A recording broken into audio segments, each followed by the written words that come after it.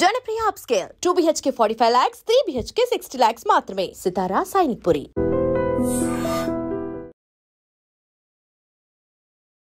ఒకరి దగ్గరికి వెళ్ళి అవకాశాలు అడగరు, ఒకరికి కనిపించి సలాం చేయరు, వేరే వాళ్ళు మోసం చేస్తే సర్లే అని చెప్పి వదిలేస్తారు, డబ్బులు లెక్క చేయరు. ఈ ఇండస్ట్రీలో ఇలాంటి మనస్తత్వంతో ఇంత అమాయకంగా ఎలా నెట్టుకు రావాలనుకుంటున్నారు? నేను నమస్తే పెట్టినా కూడా నన్ను దేకలే అనమాట. డబ్బులు ఇవ్వకపోతే ఇప్పుడు నాకు ఒకసారి అడుగుతా, 2 సార్లు అడుగుతా, 3 సార్లు అడుగుతా. రాజమౌళి గారిని చాలా ఎర్లీ స్టేజ్లో చూసిన వ్యక్తి మీరు.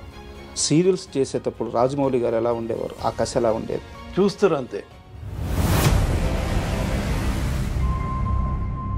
2 నిమిషాలు ఉండాలి డ్రెస్ చేసుకొని అంటాడు, అంతే అంతే. మీ కెరీర్లో మీకు పడ్డ సినిమా ఛత్రపతి. ఛత్రపతి షూటింగ్ అప్పుడు ఆల్మోస్ట్ చనిపోయారు. ప్రభాస్ గారు గట్టిగా పట్టుకోవడం వల్ల ఆ టైంలో ఆయన శేఖర్ని వదలకూడదు అని ఒక నిర్ణయించుకొని చాలా బలం ఉపయోగించి పట్టుకోవడం వల్ల బతికారంట. 30 కిలోమీటర్లు 40 కిలోమీటర్ల లోపల ఉన్నాం సముద్రంలో. ఎడ్జ్ అనేది కనిపించద్దు మనకి. లెగ్స్ పట్టుకున్నాడు, జారింది, ప్యాంట్ పట్టుకొని అస్సలు వదిలట్లే. ఆఖరికి జారిపోయేసరికి తప్పని ఇట్లా.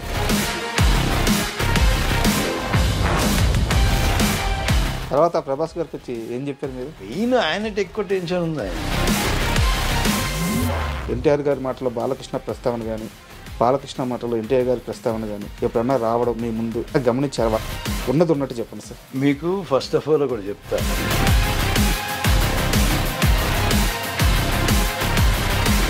సీరియస్లో బిజీ అయ్యారు. ఇక్కడ ఉండే ట్రీట్మెంట్కి అక్కడ కాదు, ఇప్పుడు తగ్గడం కాదు, ముందు నుంచి తగ్గే ఉన్నాయి. చాలా మంది చెప్పే కంప్లైంట్ ఏంటంటే సినిమాలో స్టార్ హీరోలతో పనిచేసేటప్పుడు నన్ను ఇలా ట్రీట్ చేసేవాళ్ళు, సీరియల్కి వెళ్తే నన్ను ఇలా ట్రీట్ చేస్తున్నారు, అందుకని నేను సీరియల్స్ చేయను అని చెప్పేసి చాలా మంది యాక్టర్స్ చెప్తా ఉంటారు. అవునవును, వాళ్ళు చెప్పేది న్యాయం, నిజమే వాళ్ళు మాట్లాడేది. నిజమేనా? పొట్ట వస్తే ఒక్క 2 లైన్లు చెప్పలేడు వాడు ప్రాంప్టింగ్ లేకుండా. మన మేనేజర్లు అట్లనే ఉన్నారు, మన డైరెక్షన్ డిపార్ట్మెంట్ అట్లనే ఉంది.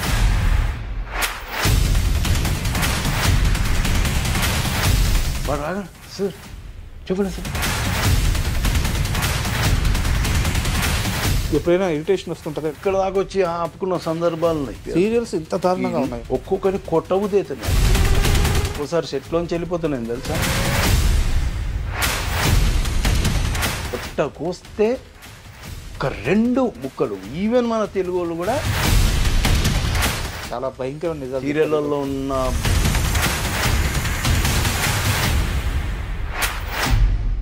కీర్తి భట్ ఇప్పుడు ఎలా ఉంది రిలేషన్? నేనేదో నెగిటివ్గా చెప్పినా నేను ఆ పిల్ల గురించి అని ఏదో క్వశ్చన్ చేసింది. లేదమ్మా, నేను ఒకసారి ఫోన్ చేసి అడిగింది.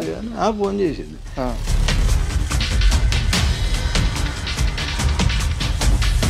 మరి ఆ పిల్ల రావాల్సిన డబ్బులు వెనక్కి వచ్చినాయి. మీరు చాలా బలంగా నమ్మారు, సొంత కూతురులాగా చూసుకుంది. ఎవరు లేరు ఆ పిల్లకి. ఇండస్ట్రీలోకి వచ్చిన తర్వాత మీకంటూ ఒక గుర్తింపు వచ్చింది, మీరు బిజీ అయ్యారు. అలాంటి టైంలో ఫ్యామిలీ డిస్టర్బ్ అవ్వడానికి కారణం ఏంటి? ఇంకా వద్దు, ఎందుకు రోజు కొట్లాడుకొని రోజు ఇది పరిశాన అనే దానికంటే దూరం ఉంటే బెటర్ కదా. కో డైరెక్టర్ సత్యం గారు చుట్టూ ఉండే కొంతమంది మనుషులతో మాట్లాడాను. శేఖర్ బాధపడుతున్నాడు, గత 2-3 ఏళ్ళ నుంచి ఈ బాధ ఎక్కువైంది అని చెప్పి నాకు కొంతమంది చెప్పారు.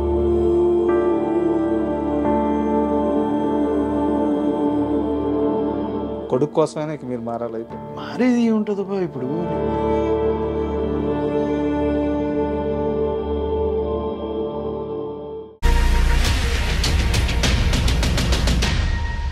Hi, welcome to my show. ఇండస్ట్రీలో సినిమాని ప్రేమించే వాళ్ళు చాలామంది ఉంటారు, సినిమానే జీవితంగా బతికే వాళ్ళు కూడా చాలామంది ఉంటారు. అయితే ఈ సినిమా కొందరికి కీర్తిస్తుంది, కొందరికి డబ్బిస్తుంది. అయితే సినిమానే ఇంటి పేరు ఇచ్చే నటులు చాలా అరుదుగా ఉంటారు. అలాంటి వారిలో ఛత్రపతి శేఖర్ ఒకరు. ఆయన ఒరిజినల్ నేమ్ చంద్రశేఖర్. ఛత్రపతి శేఖర్గా ఇండస్ట్రీలో ఫేమస్ అయ్యారు. ఈరోజు ఆయన మనతో ఉన్నారు. ఆయన అడిగి మరిన్ని సినీ విశేషాలు తెలుసుకుందాం. హాయ్ సార్, నమస్తే. నమస్తే సార్. ఫస్ట్ ఆఫ్ ఆల్ మీతో ఇంటర్వ్యూ అనగానే నేను కొంత బ్యాక్గ్రౌండ్ వర్క్ చేసుకున్నాను. శేఖర్తో ఇంటర్వ్యూ అంటే ముందు ఆయన్ని మాట్లాడించండి, భయంకరమైన మొహమాటం, భయంకరమైన నెమ్మది, సో ఆయన మాట్లాడితే ఆయన జీవితంలో చాలా విశేషాలు ఉన్నాయి, బట్ ఆయన మాట్లాడు అని చెప్పి చాలామంది అన్నారు. ఈరోజు ఈ ఇంటర్వ్యూలో మీరు ఓపెన్ అయ్యి అన్ని నిజాలు మాట్లాడాలి, చాలా ఇన్ని రోజులు మీలో ఉన్న బాధ మొత్తం బయట పెట్టాలి, లేదా మీ సంతోషం మొత్తం బయట పెట్టాలి, అలా చేస్తా అని చెప్పి నాకు ప్రామిస్ చేస్తారా? ప్రామిస్ చేయలేనంటే కొన్ని షేర్ చేసుకోగలిగే అన్నీ షేర్ చేసుకుంటాను, అదేం లేదు. మొహమాటం ఉంది, బాగా కామ్ అనేది మాత్రం ఉండదు, మొహమాటం మాత్రం ఉంది.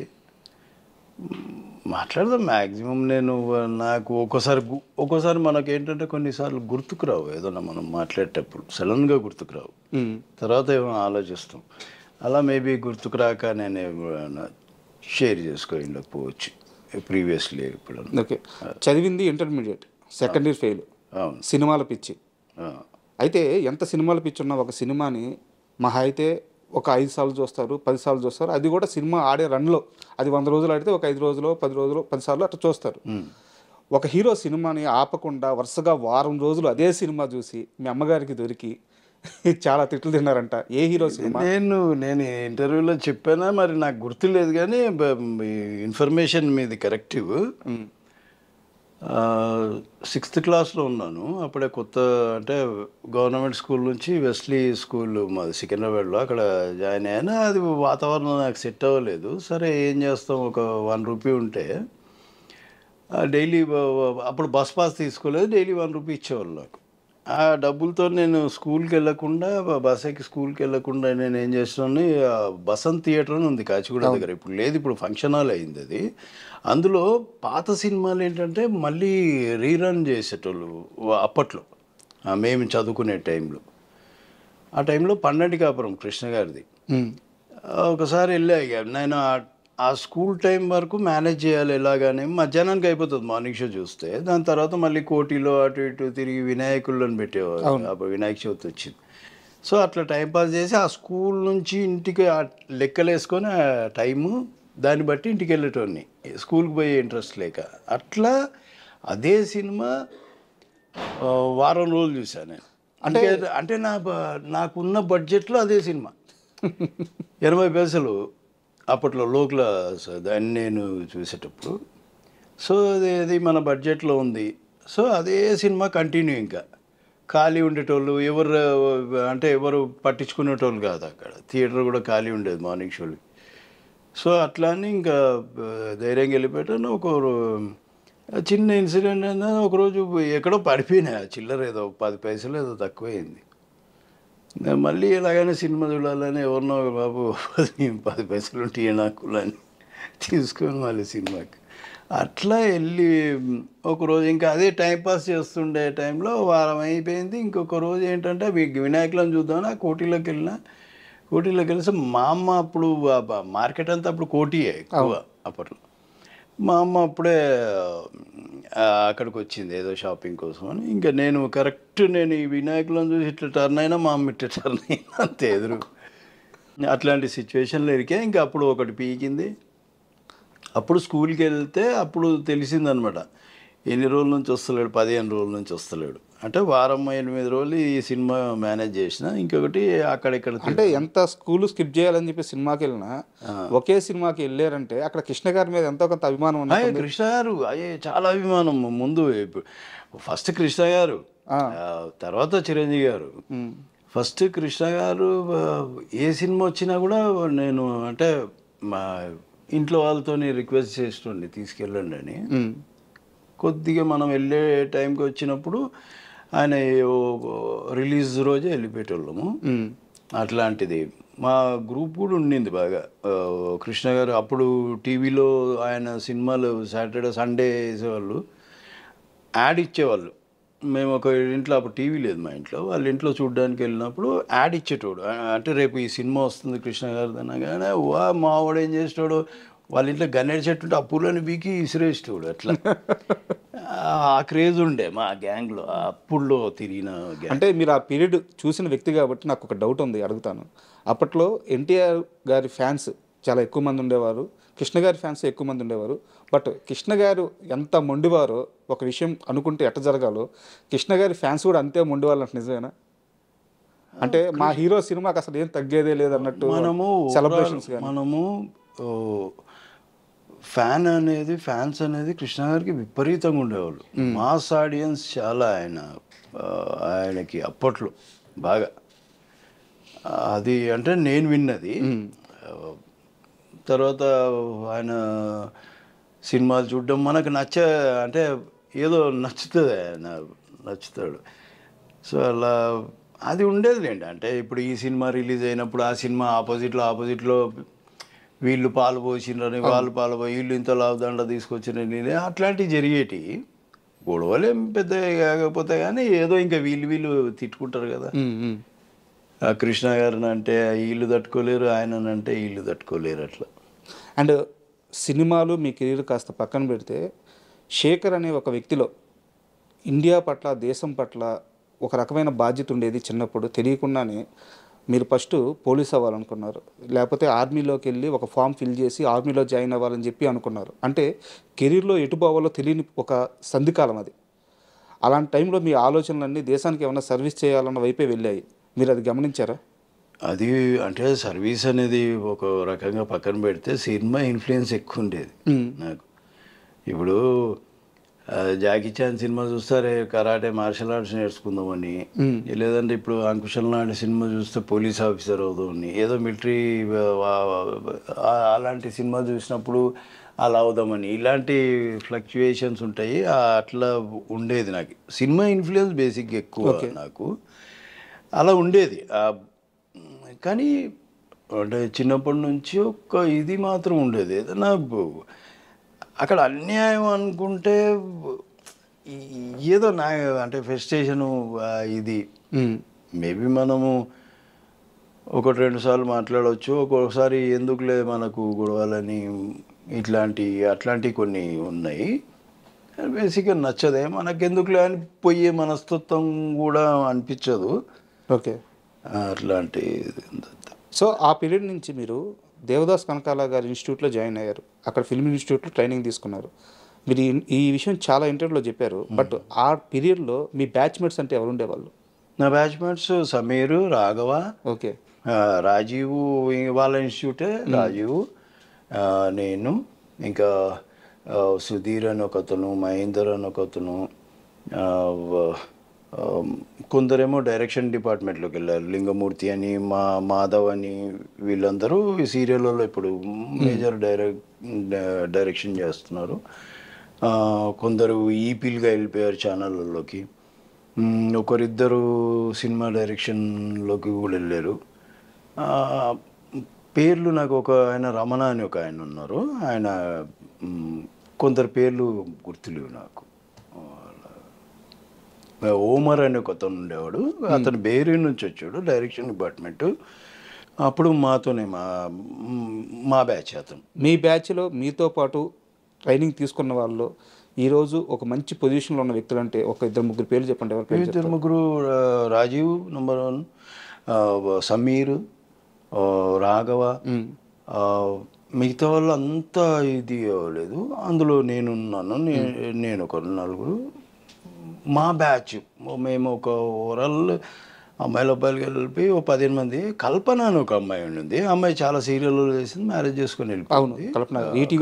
వాళ్ళిద్దరు సిస్టర్స్, కవిత, కల్పన అని వాళ్ళు ఉండేవాళ్ళు. ఇంతే, అమ్మాయిలు ఎక్కువ ఉండేవాళ్ళు కాదు మా దగ్గర.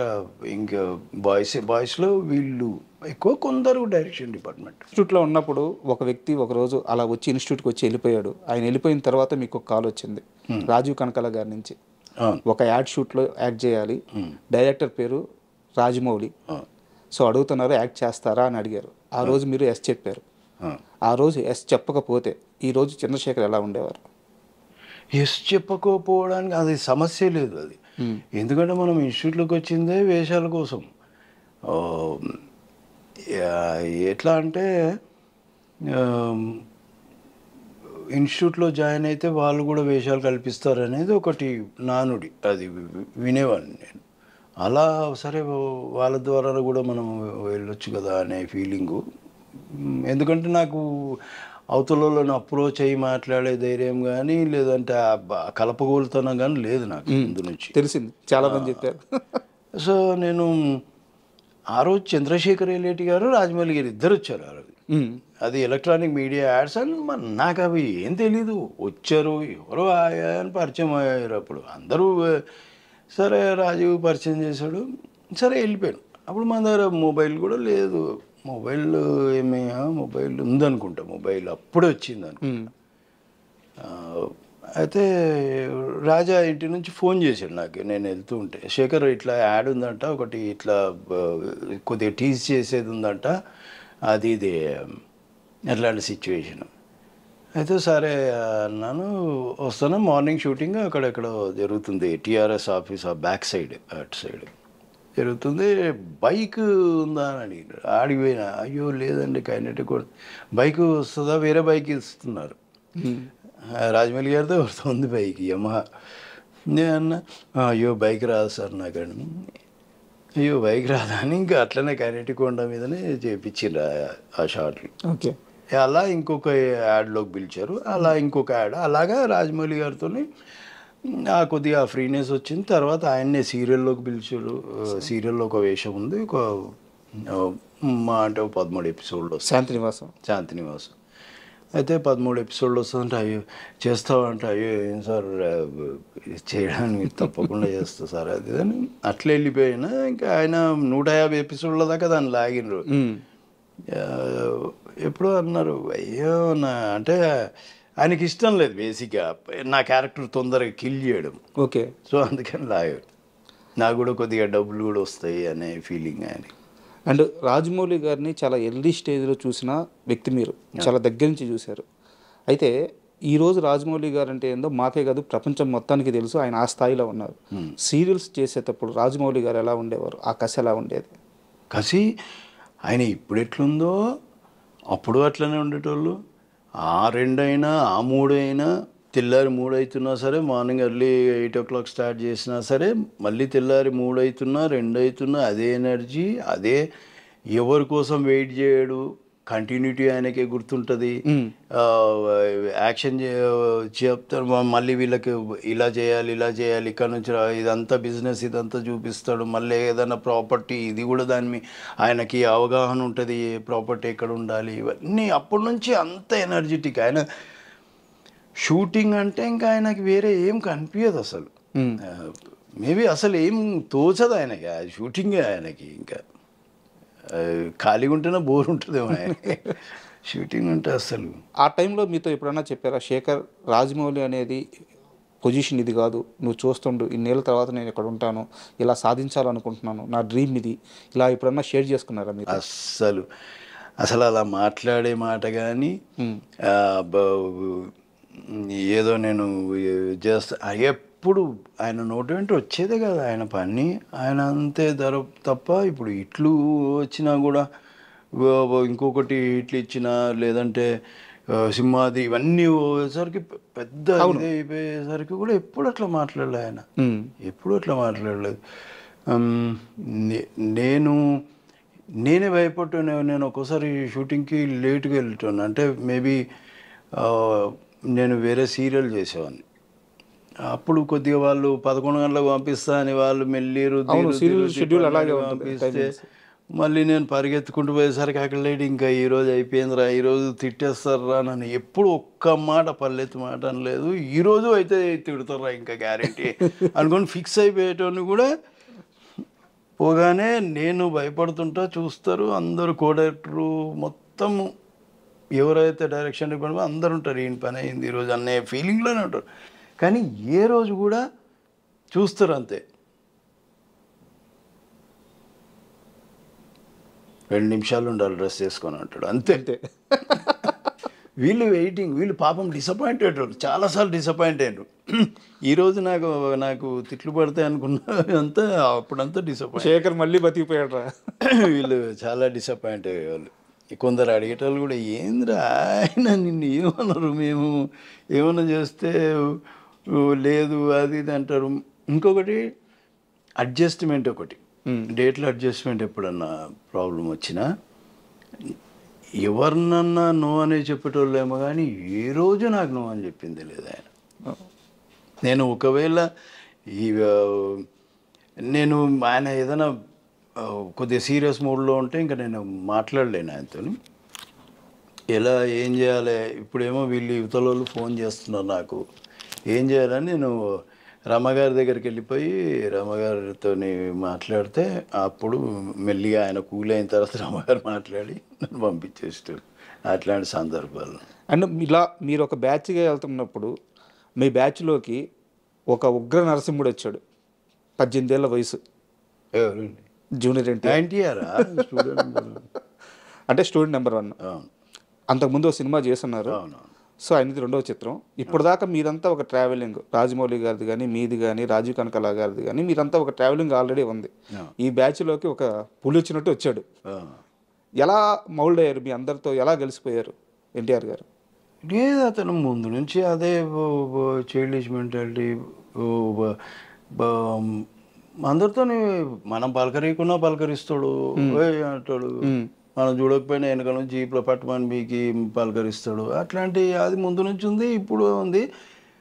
ఫ్రీగా అంటే తనతో ఇది మాట్లాడచ్చా మాట్లాడకూడదా అనే భయం ఎవరికి ఉండదు, ఆ మోమాటం కూడా ఎవరికి ఉండదు. ఏదైనా ఉంటే చెప్పేసుకోవచ్చు, మనం అంత ఫ్రీ ఉంటాడు ముందు నుంచి అంతే. ఇప్పుడు అలాగే కొద్దిగా, కాకపోతే ముందంత కాకపోయినా ఇప్పుడు కొద్దిగా ఏజ్ పెరిగి కొద్ది ఇంకా బాగా ఆలోచిస్తారు, కొద్దిగా సెటిల్ అయ్యారు. ముందు బాగా చిలిపి పనులు విపరీతంగా. ఎలాంటివి చేస్తారు? ఇప్పుడు ఆయన ఉండమంటే ఉండాలి మేము అక్కడ. షూటింగ్ అంటే ఇప్పుడు నాకు లేదు కదా వర్క్, నాది అయిపోయింది వర్క్ అంటే కూర్చో పోనీయాడు సాయంత్రం దాకా. ఇంకా వాళ్ళకి ప్యాకప్ అయినప్పుడే పోవాలి, లేదంటే ఇంకా అసలు ఏవేవో ఉంటాయి, ఇంకా అసలు పోనీయరు. అది విచిత్రం పోతుంటే పోతుంది అంతే. నా పక్కనే ఉండండి అంతే. కలిసి ఫోన్ చేయడం, అవి మాట్లాడుకోవడం, షార్ట్ బ్రేక్ అప్పుడు అదే సర్కిల్ అందరూ ఉండాలి ఆయన పక్కన. ఓకే, సరదాగా ఉంటుంది అని రిలాక్స్ అవుతాడు, మంచిగా కూల్గా ఉంటాడు. ఎంత కష్టం స్టార్ట్ అయినా అక్కడ ఇంత కూడా కనిపించే టక చేసేస్తాడు, మళ్ళీ వచ్చి మాతో జాయిన్ అయిపోతాడు. ఒకవేళ ఆయనకి దెబ్బ తగిలినా అక్కడ ఏదన్నా చిన్న ఇబ్బంది అయినా అక్కడ అస్సలు మాదే మేమందరం అబ్బా తగిలిందిరా అందరి ముందు చెప్తారు, బయటపడు. ఇక్కడ అందరూ తెలిసిన వాళ్ళు, అందరూ కలిసిన వాళ్ళు కాబట్టి అన్ని ఇళ్ళ నుంచి రావాలని కాబట్టి షేర్ చేసుకుంటారు. మీ వల్ల తనకి ఒక ఫైట్లో స్టూడెంట్ నెంబర్ 1 అనుకుంటాను, ఒక గాయమైన ఆ రోజు ఆయన మిమ్మల్ని ఒక్క మాట అనలేదు. అయితే అయిందిలేరా, అయిపోయింది, కానిచ్చేద్దాం, షూటింగ్ కానిచ్చేద్దాం అని చెప్పేసి చాలా లైట్ తీసుకున్నారు. అలాంటి ఎన్టీఆర్ గారు ఒక విషయంలో రాజమౌళి గారి ముందు మీ మీద సీరియస్ అయ్యారంట. సీరియస్ అవడం మీన్స్ ఏంటంటే నన్ను కాదని వెళ్తావారా నువ్వు అని బెదిరించారట క్రికెట్ విషయంలో. క్రికెట్ విషయంలో ఎప్పుడు గొడవలు జరగలేదు, లేదు అదేం లేదు. ముందు నుంచి మా టీం వేరే, ఇప్పుడు తారక్ టీం అది సపరేటు, ఆ టెక్నీషియన్స్ టీం అది సపరేటు. ఎప్పుడు ట్రిబుల్ టైంలో ఆయనకి ఇంజూరీ అయి ఉంటే రాజమౌళి అదే యాక్చువల్గా ఏమైందంటే మనం మ్యాచ్ ఆడదామని అనుకున్నాం రాజమౌళి గారు మేమందరం. అయితే తారక్ ఏమంటాడంటే నేను వస్తా అంటాడు, సార్ ఏమంటారంటే రాజమౌళి గారు నువ్వు వద్దు, రామగారు రాజమౌళి గారు ఇద్దరు వద్దంటే వద్దు ఎన్టీఆర్ని. అయితే నేను రాకపోతే ఎవ్వరు రారు, మీ ఆపోజిట్ ఎట్లా ఆడతారు, మీరు ఆడుకుంటారు, ఎవ్వరు రారు అన్నాడు. ఏమరా నువ్వు పోతావా అన్నాడు. అన్నా నేను పోతావా అంటే లేదు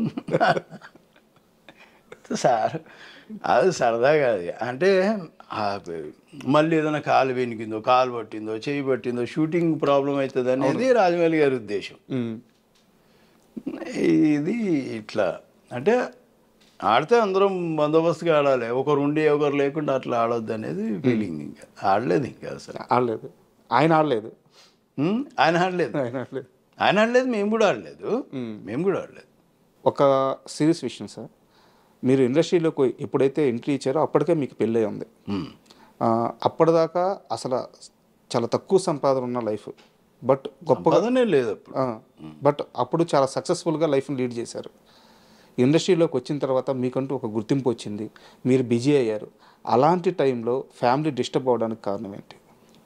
అంటే కొన్నిసార్లు మ్యాటర్లు అంటే మనకు మన స్పర్ధలు చిన్నవి వస్తూనే ఉంటాయి. ఒక టైం వస్తుంది ఎట్లా అంటే ఇంకా వద్దు, ఎందుకు రోజు కొట్లాడుకొని రోజు ఇది పరిశాన అనే దానికంటే దూరం ఉంటే బెటర్ కదా. ఊరికి ఒకరినొకరు అనుకొని ఒకరినొకరు కొట్టుకొని తిట్టుకొని ఇంకా ఏదేదో నెగిటివ్ ప్లాన్లు చేసుకొని ఇవన్నీ చేసేదానికంటే గమ్మున వెళ్ళిపోతే అయిపోతుంది కదా. ఇప్పుడు వాళ్ళ మనసు బాధ పెట్టకుండా నేను బాధపడి ఎందుకు ఇవన్నీ అని జరిగింది. అది ముందు నుంచి చిన్న చిన్నవి వస్తూనే ఉంటాయి భార్యాభర్తలు అన్నాక. కొన్ని రోజులు ట్రావెల్ అయిన తర్వాత ఒక టైం వచ్చింది, ఇంకా లేదులే అంటే ఏ మనిషికైనా, ఇప్పుడు ఆమెకైనా సరే నాకైనా సరే ఒక ఓపిక, ఒక లిమిటేషన్ ఉంటుంది. ఆ ఓపిక దాటింది. మేబీ నేను కరెక్ట్ లేను ఆమె ఉద్దేశంలో నాకు కరెక్ట్. ఇలాంటివి ఏవో జరుగుతాయి. ఎవరు పర్ఫెక్టు ఎవరు రాంగ్ అని నేను చెప్పను. మిస్టేక్లు రెండు తరపులు ఏవో జరిగింటాయి. సో అది ఎక్కడో మైండ్లో కూర్చుంది. ఒక టైం వచ్చింది, ఇంకా మనం బెటర్. ఇది మీ వ్యక్తిగత విషయం సార్. చాలా ఇంటర్వ్యూలో మీరు ఇదే మాట చెప్పారు. అయితే నేను మీ క్లోజ్ సర్కిల్లో, మీరు సినిమా ఇండస్ట్రీలో క్లోజ్ సర్కిల్లో కొంతమంది, నేను పేరు చెప్పలేను, కో డైరెక్టర్ సత్యం గారు చుట్టూ ఉండే కొంతమంది మనుషులతో మాట్లాడాను. శేఖర్ గతంలో ఒక 12 ఏళ్ల క్రితం తన లైఫ్లో ఇది జరిగినప్పుడు అంతగా బాధపడలేదు, కానీ సరే టైం ఇలా వచ్చింది అలా జరిగిపోయిందని అనుకున్నాడు. కానీ గత 2-3 ఏళ్ళ నుంచి శేఖర్ ఈ విషయంలో చాలా మదన పడుతున్నాడు లోపల.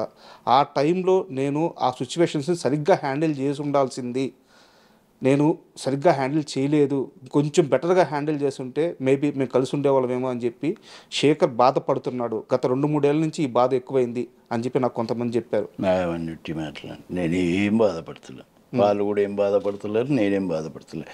కాకపోతే నాదే మిస్టేక్.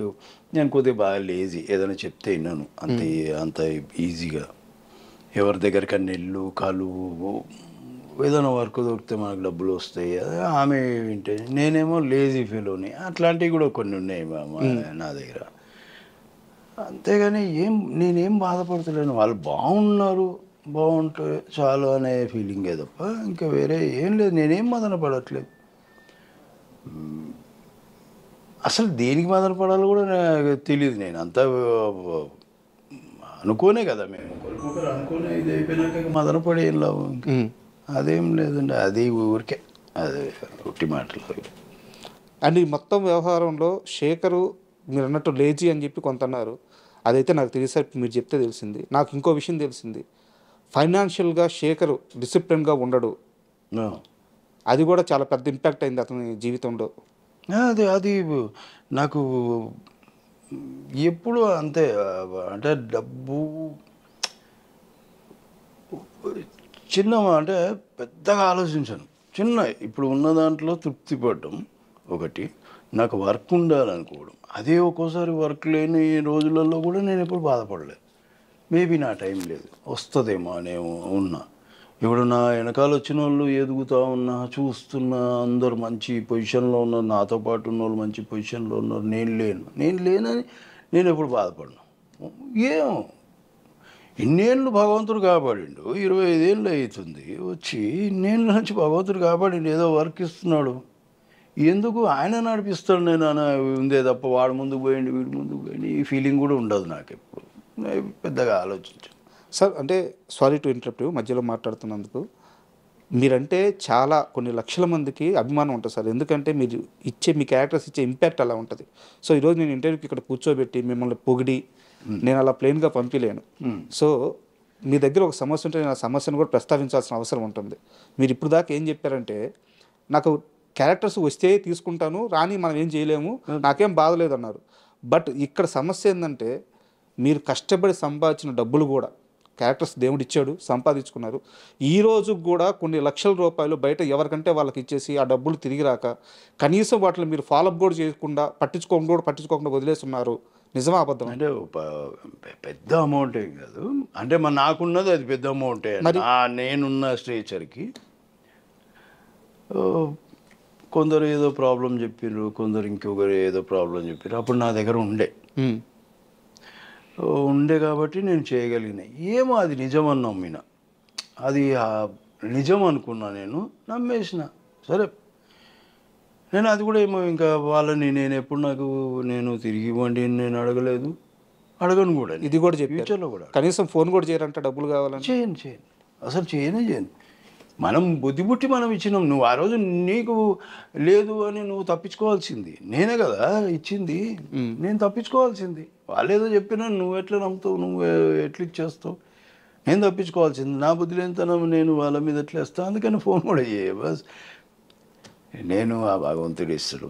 మనమేమి ఒకరికి అన్యాయం చేయడానికి అయితే చేయలేదు. మనం వాళ్ళు ఏదో సమస్య చెప్పారు, నేను ఇచ్చిన. నా దగ్గర ఉండే నాకు ఆ శక్తి ఇచ్చిన టైంకి భగవంతుడు, కాబట్టి నేను ఇచ్చేయి. ఒకరి దగ్గరికి వెళ్ళి అవకాశాలు అడగరు, ఒకరికి కనిపించి సలాం చేయరు, వేరే వాళ్ళు మోసం చేస్తే సర్లే అని చెప్పి వదిలేస్తారు, డబ్బును లెక్క చేయరు. ఈ ఇండస్ట్రీలో ఇది ఒక రంగుల ప్రపంచం. బయటికి కనిపించే రంగు వేరు, లోపల ఉండే రంగు వేరు. ఈ ఇండస్ట్రీలో ఇలాంటి మనస్తత్వంతో ఇంత అమాయకంగా ఎలా నెట్టుకు రావాలనుకుంటున్నారు? ఈ ఎలాగంటే నేను పక్కగా నా మీద భగవంతుడిని ఇంకా అంతే, ఆయన్నే నడిపిస్తాడు ఇక్కడ దాకా అనేది నా మెయిన్ ఉద్దేశం. ఇంకా అదే నమ్ముకొని నేను వెళ్తా. ముందు నుంచి అలాగే నమ్మినా ఇప్పుడు కూడా అలాగే నమ్ముతా. బాగా ఎక్కువ దేవుని బాగా నమ్ముతారా? దేవుని అంటే పూజలు హోమన అట్లాంటివి ఏం లేదు, దండం పెట్టుకుంటాను ఆయన. ఇంకొకటి నమస్తే పెట్టాను, ఎవరికి నమస్తేలు పెట్టాను అనేది మీకు చెప్తాను. యాక్చువల్గా నాకు ఎందుకు నేను నమస్తేలు పెట్టాలా వద్దని 10 సార్లు ఆలోచిస్తా అంటే తెలుసు తెలుసు 1-2 సార్లు నాకు ఏమనిపిస్తుంది అంటే నన్ను వీళ్ళు గుర్తుపడతారో లేదో అనేది ఒకటి ఉంది. నమస్తే పెట్టి కొన్ని ఇన్సిడెంట్లు ఏం జరిగినాయంటే నేను నమస్తే పెట్టినా కూడా నన్ను దేకలే అనమాట. నమస్తే కూడా అంటే అరే అమ్మ నన్ను గుర్తుపట్టలేనట్టున్నారు అనే ఫీలింగ్ వచ్చింది. నేను గుర్తుపడతారో లేదో, నేను నమస్తే పెడతారో, ఈ అనుమానాలు ఎక్కువైపోయి, ఈ మొహమాటాలు ఎక్కువైపోయి, అది ఒకటి. అందుకే మరి బాగా తెలిసి ఇంకా కన్ఫర్మ్ అనుకున్న నమస్తే పెడతాను, అట్లేం లేదు, విష్ చేస్తాను. కొందరంటే పరిచయం లేదు కదా మనకి, పలుకుతారో లేదో, ఎలా రియాక్ట్ అవుతారో అనేది ఒకటి, ఏదో పిచ్చి ఆలోచన అది, ఆ సైకలాజికల్గా అది అట్లాంటివి అంతే. ఇంకా నమస్తే వెళ్ళను, ఎవరిని వేషం అయితే అడగను. ఇంకోటి ఏంటంటే మనకై మనం అడిగితే వాళ్ళు ఎట్లా రియాక్ట్ అవుతారు. ఒక్కోసారి మనం అడిగినా కూడా వాళ్ళు రియాక్ట్ కాకుండా ఆ ప్లేస్లో ఇంకొకరిని పెట్టేసుకుంటే ఎక్కడో నేను నొచ్చుకుంటా అనే ఫీలింగ్. అరే నేను సెట్ కాలేకపోయినా, నేను అడిగినా కదా అవి వేషము, ఎందుకు ఎలా అంటే నాకు టాలెంట్ లేదనా ఏదా, ఇట్లాంటివి ఎందుకు నాకు అది కొన్ని ఉంటాయి అవి. అందుకని నేను ఎవరిని అడగను. వాళ్ళు ఇస్తే ఏది కాదన్ను, ఇది అది ఇది ఏది కాదన్ను. అందులో డైలాగ్ ఉందా, ఉట్టిగా నిలబడం అన్నారా, ఏం లేదు, డబ్బులు ఒకటి మాట్లాడుకుంటా. ఆ డబ్బులు టైంకి ఇవ్వకపోతే ఇంకొకటి కూడా ఇదైతుందో అప్పుడు మొహమాట పడ. డబ్బులు ఇవ్వకపోతే ఇప్పుడు నాకు ఒకసారి అడుగుతా, 2 సార్లు అడుగుతా, 3 సార్లు అడుగుతా, ఇంట్లో కూర్చుంటా. నా పైసలు పంపి అప్పుడు వస్తా. ఇప్పుడు చేసే కూడా నాకు పంపి అప్పుడు వస్తా. ఈ విషయంలో మాత్రం స్ట్రిక్ట్. ఇంకా నువ్వు ఇప్పుడే సగా నన్ను దేక్తలేవు, సినిమా అయిపోయినాక నన్ను ఏం దేక్తావు బా, నా ఫోన్ కూడా ఎత్తావు నువ్వు. అట్లా చాలాసార్లు చేసిండ్రు మేనేజర్లు, అసలు ఫోన్ కూడా ఎత్తారు. ఏ సినిమా జరిగింది? మస్తు సినిమాలో జరిగింది. మామూలు ఇవన్నీ నేను ముందు ఇట్లా లేను. ముందు డబ్బులు అడిగేటోనే కాదు, వాళ్ళు ఎంత ఇస్తా అంత తీసుకుంటాను లాస్ట్లో అది కూడా సినిమా అయిపోయినాక. ఇప్పుడు ఏంటంటే నాకు ఈ 2 రోజులు చేస్తున్నా కదా, ముందు పంపించారు. ఎందుకంటే అట్లా చేసిరు మరి. ఇప్పుడు ఈ చక్కర్లు ఏమైపోయిందంటే ఎవరిని నమ్మాలనో ఎవరిని నమ్మొద్దో కన్ఫ్యూజన్లో ఉన్నా నేను. అంతే కదా. అందుకని ఇది పెట్టేసిన సిస్టమ్. ఇంకోటి ఎవరు వచ్చినా కూడా ఇంకొకటి ఏంటంటే ఇప్పుడు వాళ్ళు నాకై వచ్చి ఇదేను సార్ ఇది చిన్న సినిమా ఇలా ఎట్లా అంటే నేను చెప్పినంతవరకు చెప్తా వాళ్ళకి. నేను కూడా చిన్న ఉన్నాయా అని, ఏం ఆస్తులు ఏం లేవు నేను, ఏం ఇట్లా నాకేం లేదా, కానీ మీరు సరేలే ఇంకా పోనీ ఏమి ఇస్తారు చెప్పండి. మీరు మరీ అన్యాయంగా మాట్లాడితే ఏమన్నాను సారీ అంట. ఇంకా వాళ్ళు ఏదో కొద్దిగా ఓకే అనుకుంటే తీసుకుంటూ వెళ్ళి చేసేస్తాం. కానీ ఆ చిన్న సినిమా వాళ్ళు కూడా చాలా మర్యాదగా మంచి పద్ధతిలో చేస్తారు. వాళ్ళు రిసీవింగ్ కానీ అట్లా కానీ అంతా బాగుంటుంది. అంటే ప్రతి యాక్టర్కి కూడా లైఫ్లో ఒక టర్నింగ్ పాయింట్ అనేది ఒకటి ఉంటుందన్నమాట. ఆ సినిమా వచ్చేదాకా వాళ్ళు ఎంత కష్టపడ్డా కూడా ఆ సినిమా వచ్చిన తర్వాత లైఫ్ టర్న్ అయిపోతుంది. అలా మీ కెరీర్లో మీకు పడ్డ cinema Chhatrapati. Chhatrapati movie start అవ్వక ముందు ఒకరోజు మిమ్మల్ని, హీరో గారిని, మీ బ్యాచ్ని అందరినీ రాజమౌళి గారు తీసుకెళ్ళి అలా బీచ్లో కూర్చోబెట్టేసి ఫస్ట్ హాఫ్లో ఈ భద్రం ఎవరైతే ఉన్నాడో ఇతను చచ్చిపోయేదాకా అతను ఏం చెప్తే మీరందరూ వినాలి అని చెప్పి అందరికీ కూర్చోబెట్టి మరీ చెప్పాడంట. అది ఏదో బీచ్ పేరు గుర్తొస్తలేదు. ఫస్ట్ డే షూటింగ్ అది. అంటే నా వర్క్ అదే రోజు స్టార్ట్ అయింది. మేబీ షూటింగ్ కూడా అదే రోజు స్టార్ట్ అయింది, నాకు కరెక్ట్ గుర్తులేదు. వాళ్ళు చైల్డ్ ఎపిసోడ్స్ అవన్నీ చేసేసి స్టార్ట్ అయినప్పుడు ఓ గుడిసె ఉంది, ఇట్లానే కుర్చీలు అవి ఏం లేవు. అందరు రండి అన్నారు, పిలిచారు. సీన్ చెప్పాలి ఆయన, అప్పుడే సీన్ ఎక్స్ప్లెయిన్ చేస్తారు. ప్రభాస్ గారు కూడా ఉన్నారు. ప్రభాస్ అందరి కిందనే, ఓకే, అందరి కిందనే ఇట్లా మర్చేసుకొని కూర్చున్నాం అందరం రౌండ్కి ఇట్లా. సార్ కూడా ఒక్కొక్క ఇట్లా కూర్చున్నారు, మేము అందరం ఇట్లా అందరం. ఇంకా సీన్ అంతా చెప్పారు. చెప్పిన తర్వాత చెప్పారు, ఎవరైనా సరే వాడున్నప్పుడు వాడు ఏం చెప్తే అదే. ఇంకా మీకు ఇది మైండ్లో పాతుకోండి మీరు. అంటే డైలాగులు ఇది అని కాదు, వాడి క్యారెక్టరే అంత. ఓకే, హీరో అయినా సరే వాడి ముందు మాట్లాడొద్దు, వాడికి ఎదిరియద్దు. ఎవరైనా సరే వాడికి ఎదిరేది అందరూ అంతే. ఇంకా అదొకటి. అంటే భయం వేసిందా? అంటే అంత పెద్ద స్టార్ ముందు నేను లీడ్ చేయాలి సీన్స్. అసలు నేను ప్రభాస్ అంత కంఫర్ట్ మామూలు కంఫర్ట్ కదా, అసలు ఏం లేదు. అందరం డిస్కస్ చేసుకునేటోళ్ళం, అందరం ఇది చేసేవాళ్ళం. ప్రభాస్ ఈవెన్ ఏదైనా షార్ట్ అప్పుడు మేము అంటే ఇప్పుడు రియాక్షన్స్ కోసం కూడా ఒకరినొకరు అంటే మేము ఎదురుగా వాళ్ళు ఏదో డైలాగ్ చదువుతుంటే వచ్చే ఎమోషన్ వేరే. ఒరిజినల్ యాక్టర్ ఎదురుగా సజెషన్లో ఉండి కెమెరా బ్యాక్ ఉండి చేస్తే అది వేరే ఉంటుంది, ఆ ఇంపాక్ట్ వేరే ఉంటుంది. సో అట్లాంటివి చేసుకోవడం, ఒకరికొకరు ఎవరేమి ఇది కాకుండా మాట్లాడుకోవడం. నాకు తెలిసి మ్యాక్సిమం పక్క నుంచి చెప్పింది ఏం లేదు. ఒరిజినల్ యాక్టర్స్ ఉండి క్యూలు ఇచ్చుకొని వన్ డైలాగ్ వాడు చెప్పుకోవడం, ఆ ఎమోషన్లే మ్యాక్సిమం అదే చేసినాం. అందరు యాక్టర్లు మ్యాక్సిమం అదే చేశాం. నాకు గుర్తున్నంత వరకు అదే కాన్సెప్ట్. ఛత్రపతి షూటింగ్ అప్పుడు ఆల్మోస్ట్ చనిపోయారు. ప్రభాస్ గారు గట్టిగా పట్టుకోవడం వల్ల ఆ టైంలో ఆయన శేఖర్ని వదలకూడదు అని ఒక నిర్ణయించుకొని చాలా బలం ఉపయోగించి పట్టుకోవడం వల్ల బతికారంట. నాకు ఆ సీక్వెన్స్ అంతా మళ్ళీ ఒకసారి క్లియర్గా చెప్పారా? యాక్చువల్గా కెమెరా ఉన్న బోట్ ఇది, మాది చిన్న బోట్, కింద డౌన్ కుట, అవి హైట్లో ఉంటాయి, పెద్ద అవి. దాన్ని పెద్ద బోట్లు, ఫిషింగ్ బోట్లు పెద్ద. ఇదేమో చిన్న తెప్పలు ఎక్కువ, అదే చిన్నగా ఉంటుంది కదా ఇట్లా అట్లా.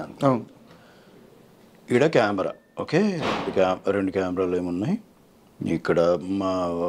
మాది కింద బోటు, ఇది మన డైరెక్టర్ గారు వీళ్ళందరూ ఇక్కడ ఉన్నారు, ఆయన డైరెక్షన్ చేస్తున్నారు. మేము బోట్లోకి దిగినాం. ఇంకొకటి మేమున్న ఇది ఏమైందంటే చక్రం ఫ్యాన్ ఉంటుంది కదా ముందుకి, అది ఏదన్నా మేము కొద్దిగా అది లాగేది ఉంటుంది, చెక్క పెట్టెలు లాగుతాయి నీళ్ళలో మునిగి. అలాగే ఏమవుతున్నాయంటే ఆ ఫ్యాను తిరగడానికి అవి మెల్లిగా అటు లాగేస్తుంది. అది ఈ టైంలో ఏమైందంటే నేను నీళ్ళలో మునిగి అట్లనే ఉండాలి, యాక్షన్ చెప్పినప్పుడు పైకి రావాలి. పైకి వచ్చినప్పుడు అజయ్ కాలర్ పట్టుకొని సపోర్ట్ చేయాలి. ఆల్రెడీ ప్రభాస్ గారు కాలు పట్టుకొని ఉన్నారు, మీ కాలు పట్టుకొని ఉన్నారు. ఎప్పుడైతే నేను యాక్షన్ చెప్పగానే పైకి వచ్చానో ఈ అజయ్కి ఏమైందంటే నేను మిస్ అయిపోయినా, కాలర్ మిస్ అయిపోయింది, పట్టుకోవడం మిస్ అయిపోయింది. ఎట్లయితే లేచింది, నేను అప్పటిదాకా ఊపిరి ఆపుకొని ఉన్నా, ఆ లేచిన ఆ సేపట్లోనే నేను కొద్దిగా ఊపిరి తీసుకున్నా. వీడు డ్రాప్ అయిన తప్పని అట్లనే పడ్డా. ప్రభాస్ ఏం చేసిందంటే వదలట్లే, నాకేమి ఈత రాదు ఒకటి, ఇంకొకటి ఆ ఫ్యాన్ గుంజుతుంది అటు, అట్లాగేస్తుంది. అది ప్రభాస్ టెన్షన్. ఆ బోట్ ఏమైందంటే ఇప్పుడు నేను ఎట్లయితే లేచిన ఇట్లా పడ్డానో ఆ నీళ్ళు అనేవి పైకి వస్తాయి, అన్ని చేతుల మీద బాడీ మీద అంతా పడింది. ప్రభాస్ వదలట్లేదు, నేనేమో నాకు ఊపిరి ఆడట్లేదు లోపల. ఏమో ఒక ఫ్రాక్షన్ ఆఫ్ సెకండ్లో అన్ని చక్ చక్ చక్ చక్ చక్ ఏవో అన్ని ఇదైపోయింది, వదలట్లేదు నాకు. కానీ నాకు తెలుస్తుంది ప్రభాస్ లాగడానికి ట్రై చేస్తున్నాను, ఒక మనిషి పట్టుకొని జారిపోతున్నా అనేది కూడా తెలుస్తుంది నాకు. ఎందుకంటే నా ప్యాంటు మీద నీళ్లు పడ్డాయి, ప్రభాస్ చేయి మీద నీళ్లు పడ్డాయి, ఇంకా జారుతుంది. ఇంకా లెగ్స్ పట్టుకున్నాడు జారింది, ప్యాంటు పట్టుకొని అస్సలు వదలట్లే. ఇన్ని జరిగిపోయినాయి ఆ ఫ్రాక్షన్ ఆఫ్ సెకండ్లలో, జరిగిపోయినాయి ఇన్సిడెంట్లు. ఆఖరికి జారిపోయేసరికి తప్పని ఇట్లా తిరగడం, నేను తల కూడా పైకి పెట్టలేదు, ఏమన్నా అందుతుందేమో అని ఇట్లా అన్నా అంతే.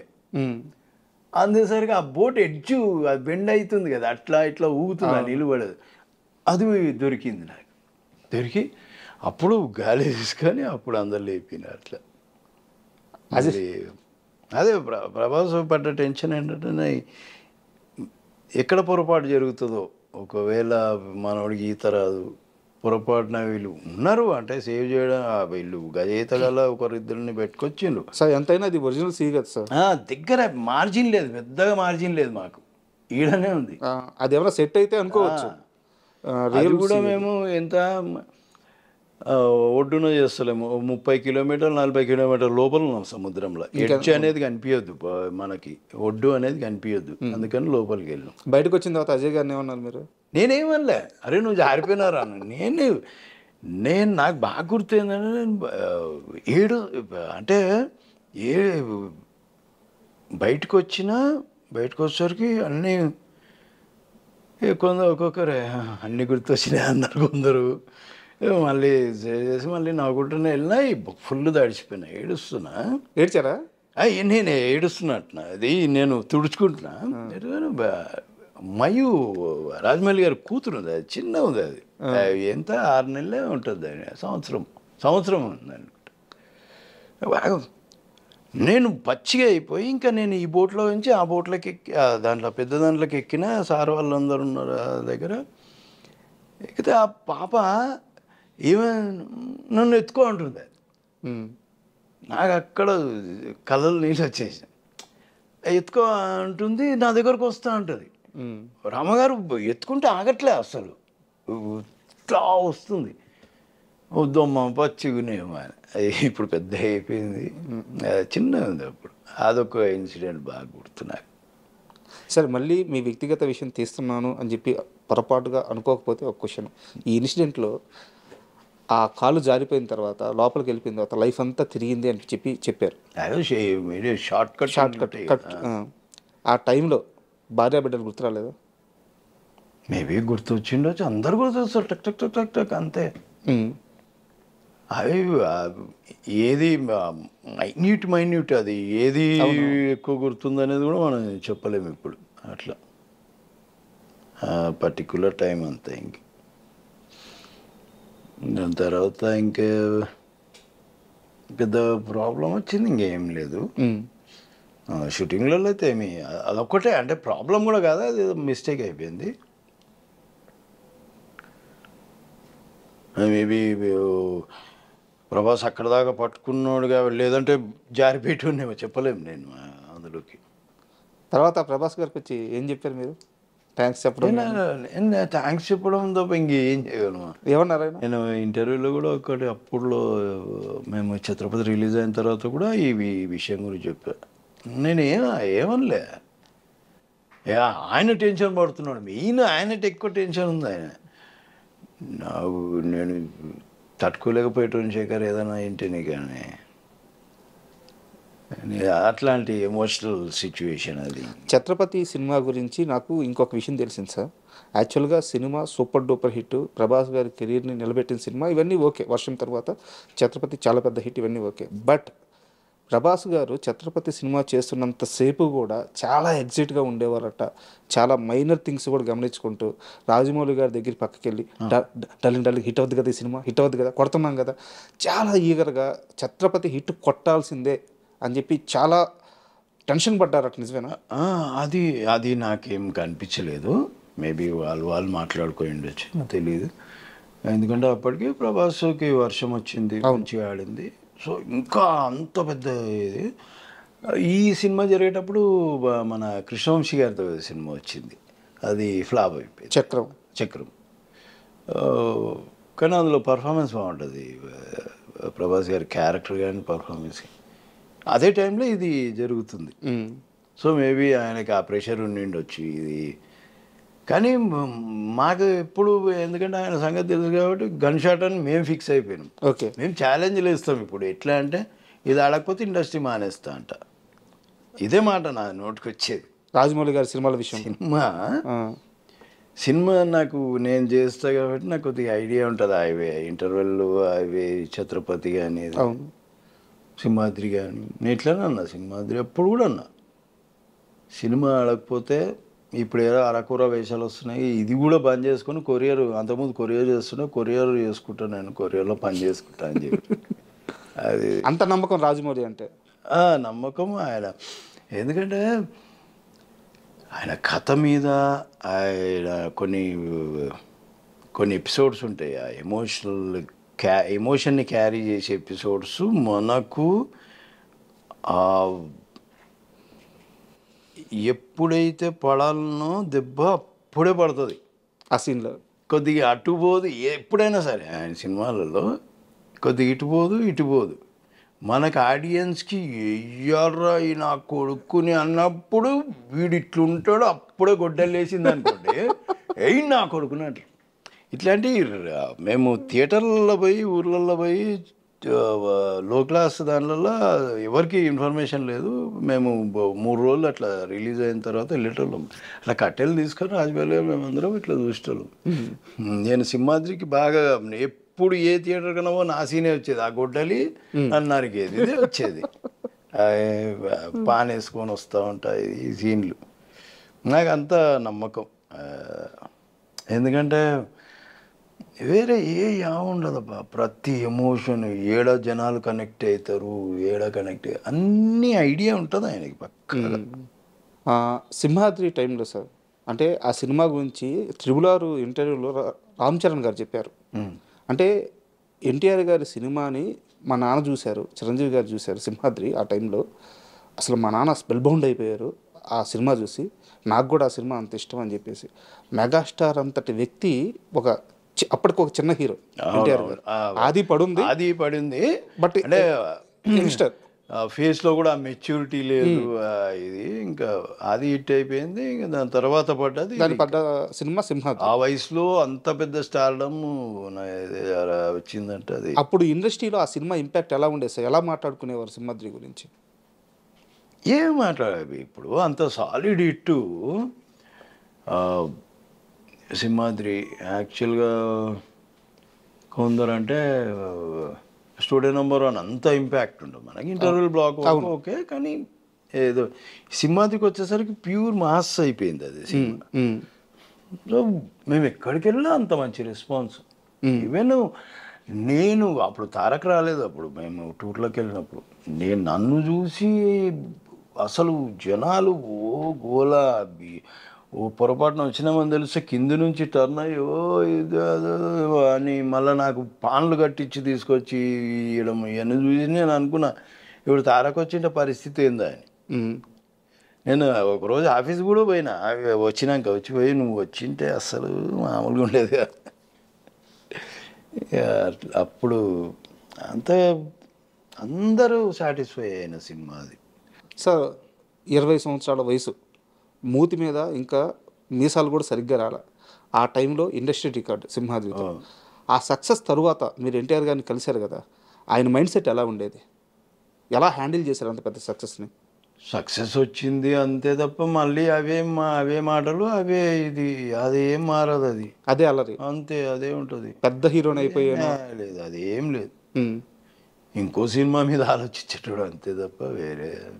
అయితే ఇండస్ట్రీలో చాలామంది సింహాద్రి తరువాత ఎన్టీఆర్ మైండ్ సెట్ మారింది, కొంచెం ఒక రకమైన ఈగోకి వెళ్ళిపోయాడు, తనకంటే పెద్ద హీరో ఎవరు లేరన్నట్టు అని చెప్పేసి ఒక నెగిటివ్ క్యాంపెయిన్ అయితే చేశారు. మీరు దగ్గర నుంచి చూసిన మనిషి, సో అది నిజమా అబద్ధమా? నేనైతే అదేమనుకోను, నేను అది నమ్మను. ఎందుకంటే మొన్న RRR కూడా చేసిన కదా. కాకపోతే చుట్టూన్న మనుషులు మారిండ్రు. కొందరు ఉన్నారు ఇంకా పాతలు, కొందరు మ్యాక్సిమం మారిపోయినారు. తన చుట్టూ ముందు ఉండేవాళ్ళు ఇప్పుడు ఎక్కువ కనిపించరు. ఓకే. మేబీ అది ఏమైనా చేంజ్ దానివల్ల ఏమైనా ఇది అయ్యిండొచ్చు. ఎవరన్నా దాని గురించి అంటే నచ్చక అట్లా చెప్పుకున్నారేమో మరి. వెళ్ళిపోయిన వాళ్ళు ఉంటారు కదా, వద్దని వద్దని అంటే వెళ్ళిపోయిన వాళ్ళు ఉంటారు, వాళ్ళు ఇంకా ఇదే మాట్లాడుకోండొచ్చు మేబీ. ఈ నెగిటివ్ స్ప్రెడ్ చేసి అట్లా ఉండొచ్చు అంతే. కానీ ఇప్పటికీ వాళ్ళ ఫ్రెండ్స్ అట్లనే ఉన్నారు, వాళ్ళు ఎప్పుడూ వస్తూనే ఉంటారు. బాబలి ఉన్నాడు ఎప్పుడు, ముందు నుంచి ఆ కుర్రోడు మేకప్ దగ్గర మేకప్ చూసుకునేవాడు, ఆ పిల్లోడు ఉన్నాడు, అందరు ఉన్నారు. ఇప్పుడు మన పేరు మేనే ఇప్పుడు తారక్ని అంత పర్సనల్గా చూసుకునేది తను. అందరు పాతలో ఇప్పుడు అందరూ క్లాస్మేట్స్ అట్లనే ఉన్నారు, ఇంకా పక్కనే ఉన్నారు. మేబీ ఒకరిద్దరు ఏమన్నా జరిగినేమో మనకు తెలియదు. మరి ఎవరు జరిగినరు మరి ఎవరు ఇది అనేది ఏం తెలియదు. మేబీ అనుకుంటారులే, ఇంకా ఏది ఎవరినైనా ఆయన గురించి ఏముంది, ఎవరి గురించి అన్నట్లనే అనుకుంటారు. ఇంకొక క్వశ్చన్ సార్, ఎన్టీఆర్ గారి గురించే. పెళ్ళికి ముందు ఎన్టీఆర్ వేరు, పెళ్ళి తర్వాత ఎన్టీఆర్ వేరు. ఆయన అంటే ఒక భయంకరమైన శక్తి ఎన్టీఆర్ అంటే, ఆ ఎనర్జీ కానీ ఆ యాక్టింగ్ లెవెల్స్ కానీ లేకుంటే బయట మాట్లాడే విధానం కానీ చాలా ఎనర్జీ పర్సను. సో అంత శక్తి ఉన్న మనిషిని కొంచెం కంట్రోల్ చేసి ఎక్కడ ఎలా ఉండాలో మౌల్డ్ చేసి ప్రణీత గారు వచ్చిన తర్వాత ఎన్టీఆర్ గారు కెరీర్ కానీ ఆమె కానీ చాలా సక్సెస్ఫుల్ వేలో ఉండడానికి ఆమె కూడా ఒక కారణం అని చెప్పి చెప్తుంటారు. వాళ్ళిద్దరు బాండింగ్ ఎలా ఉంటుంది? నేను ఎప్పుడూ షూటింగ్లో ఉన్నప్పుడే ఆయనను కలవడం తప్ప ఎప్పుడు నేను మ్యారేజ్కి ఒకసారి వెళ్ళినా, తర్వాత షూటింగ్లో ఉన్నప్పుడే కలవడం అంతే. ఇంక నేను ఎవరు మార్చేది ఆటోమేటిక్ మారిపోతుంది బా. ఇప్పుడు పెళ్ళైన తర్వాత డెఫినెట్గా మనిషిలో చేంజెస్ వస్తాయి, ఎవరిలో అయినా వస్తాయి. అదే తనకి పర్టికులర్గా చెప్పాలి చేయాలని కాదు. ఏజ్ కూడా పెరుగుతుంటే అప్పుడు మరీ చిన్నోడు పెరిగే కొద్ది మనకు కూడా తెలుస్తుంటుంది, కొద్దిగా అరే మనం ఇట్లుండొద్దు అని కొన్ని ఆలోచనలు వస్తాయి. సో దానివల్ల కూడా మార్పులు వస్తాయి తప్ప ఒకరు పర్టికులర్ మార్చాలి అదేదని ఏం లేదు. మారాలనుకుంటే ఫస్ట్ మన మనసులో ఉండాలబ్బా. ఇప్పుడు వాళ్ళు మారుస్తారు వీళ్ళు మారుస్తారు అదేమి ఉండదు, మనకు కూడా ఉండాలి. అది మనకు కూడా ఉంటే అవతలలో మాట చెప్తే ఇవి రెండు కలుస్తాయి కాబట్టి మనం మీద చేంజెస్ వస్తాయి. నేను ఒక స్ట్రైట్ క్వశ్చన్ అడుగుతాను. Chandrasekhar favourite hero junior NTR. ఇప్పుడు చాలా ఇంటర్వ్యూలు చెప్పారు మీరు. అంటే ఫేవరెట్ చాలామంది ఉన్నారు నాకు యాక్టర్స్. నేను ఎక్కువ తారక్తోని నేను అంటే కొద్దిగా క్లోజ్గా మూవ్ అవ్వగలను వేరే హీరోల కంటే. రాజమౌళి గారు బాహుబలి అంత పెద్ద హిట్ తర్వాత ఒక కాలేజీకి వెళ్ళారు. ఆ కాలేజీకి వెళ్ళిన తర్వాత అక్కడ ఒక క్వశ్చన్ వచ్చింది, మీ ఫేవరెట్ హీరో ఎవరు అని చెప్పేసి స్టూడెంట్స్ అడిగారు. కొన్ని వేల మంది స్టూడెంట్స్ ఉన్నారు. ఆ టైంలో ఆయన ఏ బాలీవుడ్ హీరో పేరు చెప్పినా ఓకే అంటారు, ఎందుకంటే అంత పెద్ద హిట్ కొట్టున్నారు. ఏ హాలీవుడ్ హీరో పేరు చెప్పినా ఆయన ఎవరు ఏమి క్వశ్చన్ చేయరు, ట్రోల్ చేయలేరు కూడా. బాహుబలి రేంజ్ అది. కానీ అంత పెద్ద సక్సెస్ కొట్టిన తర్వాత కూడా అదే వేదిక మీద మీ ఫేవరెట్ హీరో ఎవరంటే తారక్, ఎన్టీఆర్ఏ నా ఫేవరెట్ హీరో అని చెప్పారనమాట. అంత బాండింగ్ ఏంది వాళ్ళిద్దరి మధ్య? అంటే ఫస్ట్ సినిమా నుంచి ఇది ఉంది, మేబీ అదే ఉంటుంది. సో తను కూడా చిన్నపిల్లోళ్ళ వాళ్ళ ఇంట్లో అందరితో కలిసిపోతాడు కాబట్టి తెలియకుండా బాండింగ్ వచ్చేస్తుంది. అసలు ఇద్దరు ఎలా ఉంటారు సార్ సెట్లో? తను ప్రభాస్ అయినా అంతే, ప్రభాస్ తారక్ వీళ్ళు బాగా అంటే కలవడం, ఇంట్లో కలవడం, అందరిలో కలిసిపోవడం ఇట్లాంటివి బాగుంటాయి.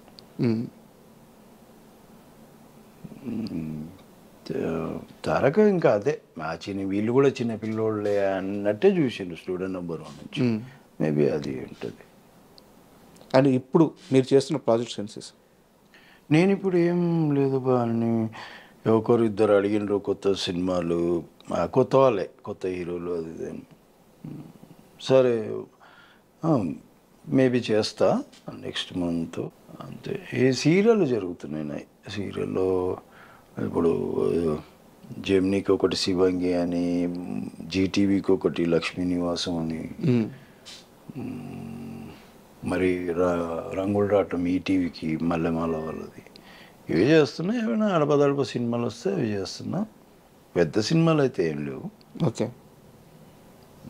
ఈ చిన్న వాళ్ళ వస్తే వాళ్ళు ఒక 4 రోజులు అడుగుతారు, చేస్తా, మళ్ళీ ఎప్పుడన్నా 2 రోజులు అడుగుతారు, అట్లా. రాజమౌళి గారితో అంటే మీకు ఒక ట్రావెలింగ్ ఉంది. సో దానివల్ల మీరు ఆయనకి నచ్చారు, ఆయన మీకు నచ్చారు. యాక్టింగ్ పరంగా మీకు ఒక అండర్స్టాండింగ్ ఉంది. సో మీరు ఆయన సినిమాల్లో కనిపిస్తున్నారు, ఓకే. బోయపాటి గారితో మీ అనుబంధం ఏంటి? ఆయన కూడా మ్యాక్సిమం ఆయన సినిమాల్లో మిమ్మల్ని ఉంచుకునేలా చూస్తుంటారు. లేదు అంటే నేను బోయపాటి గారిది లెజెండ్ చేశారు, అఖండ చేశారు. అఖండాలో ఒక చిన్న వేషము, ఇంకా మన ఇవి కొద్దిగా అంటే మధ్యలో ఒకటి శక్తి అనే సినిమా వచ్చింది కదా, అందులో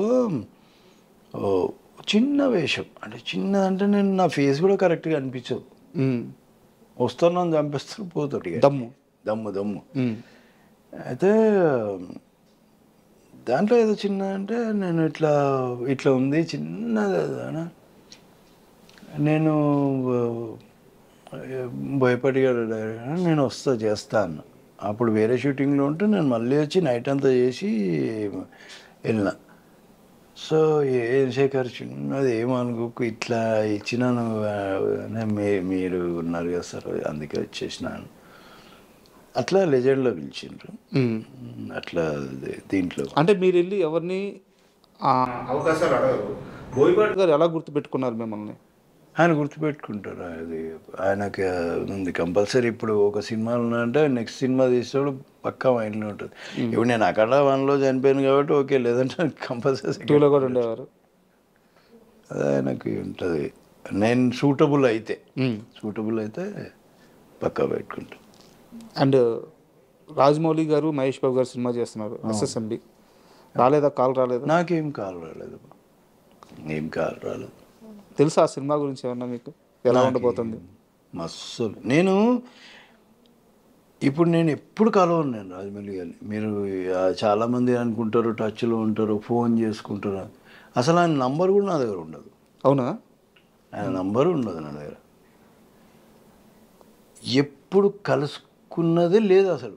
షూటింగ్ ఉంటే నాకు కబురు వస్తుంది, పలానా డేట్లో, నేను ఆ డేట్ పోయినప్పుడు ఆయన ఉంటాడు కాబట్టి ఊరికే అంతే చూసుకుంటాం, హేయ్ ఆటం ఓ సెకండ్ ఇచ్చుకుంటాం, కథ ఏదైనా సీన్ ఉంటే చెప్తారు, లేదంటే ఈ అటు ఇటు పోయినాక మళ్ళీ నా సీన్ వచ్చినప్పుడు అప్పుడు శేఖర్ ఇది సంగతి.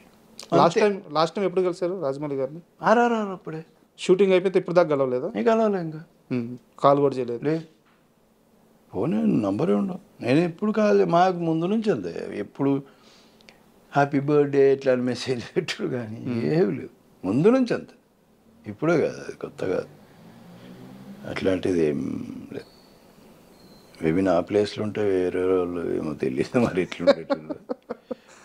నాకు అంత ఫ్రీడమ్ ఉంది, అంత ఫ్రీడమ్ ఇచ్చిండ్రు నాకు.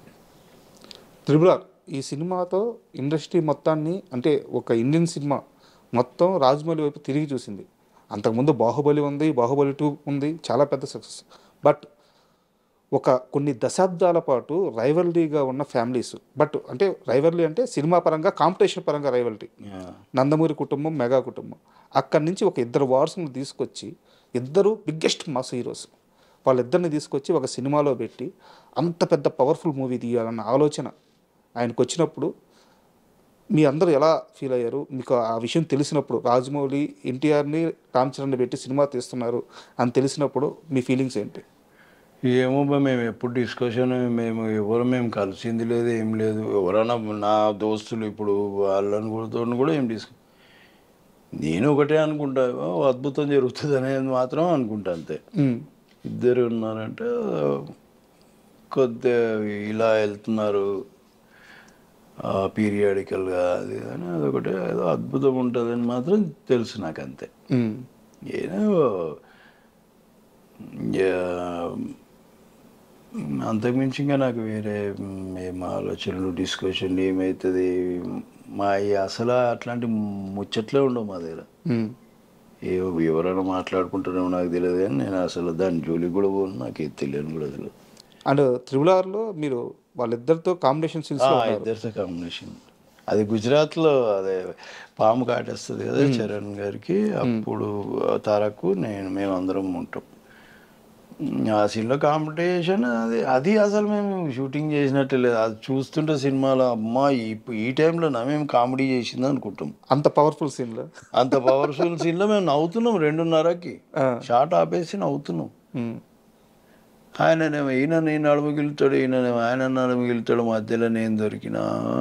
సార్ ఏమో ఎవరా ఫస్ట్ స్టార్ట్ చేసిందని ఆయన అంటారు. ఏమో నేను చూడలేదు సార్ అని నేనంట. చూసింటా కానీ ఇప్పుడు ఈయనకి చెప్తే నాకు పరిచయం, ఆయనకి చెప్తే మళ్ళీ నాకు పరిచయం. ఎవరికి వెళ్తారు కానీ ఏమో సార్ నేను ఏదో అటు చూసుకుంటున్నా సార్, నాకు తెలియదు చూడలే అంటే ఆయన నవ్వుతుంటే ఆయనకు అర్థమైపోయింటుంది. వీడు చెప్పాడు ఎట్లా ఎవరు చేసిందనేది తెలుసు కానీ చెప్పాడు. ఇప్పుడు మీరు చెప్పండి, ఇద్దరిలో ఎవరు అల్లరి, ఎవరు ఫస్ట్ గెలుతారు? ఫస్ట్ డెఫినెట్గా తారకేనా. తారకు స్టార్ట్ చేసి సైలెంట్ ఉంటాడు. అది కానీ నేను తర్వాత సినిమా అరే ఈ సీన్లో కదా మేము ఇంతగా నవ్వుతున్నాం. అసలు షార్ట్ ఎంతసేపు ఆగిందంటే వన్ మోర్. ఇప్పుడు చరణ్ పాడుకున్నాడు ఇట్లా, ఇప్పుడు మొత్తం ఇట్లా ఉంటాడు. ఈడ ఇట్లా అంటే లేదు కూర్చుంటా ఇట్లా ఇక ఇదొకటి ఉంటుంది.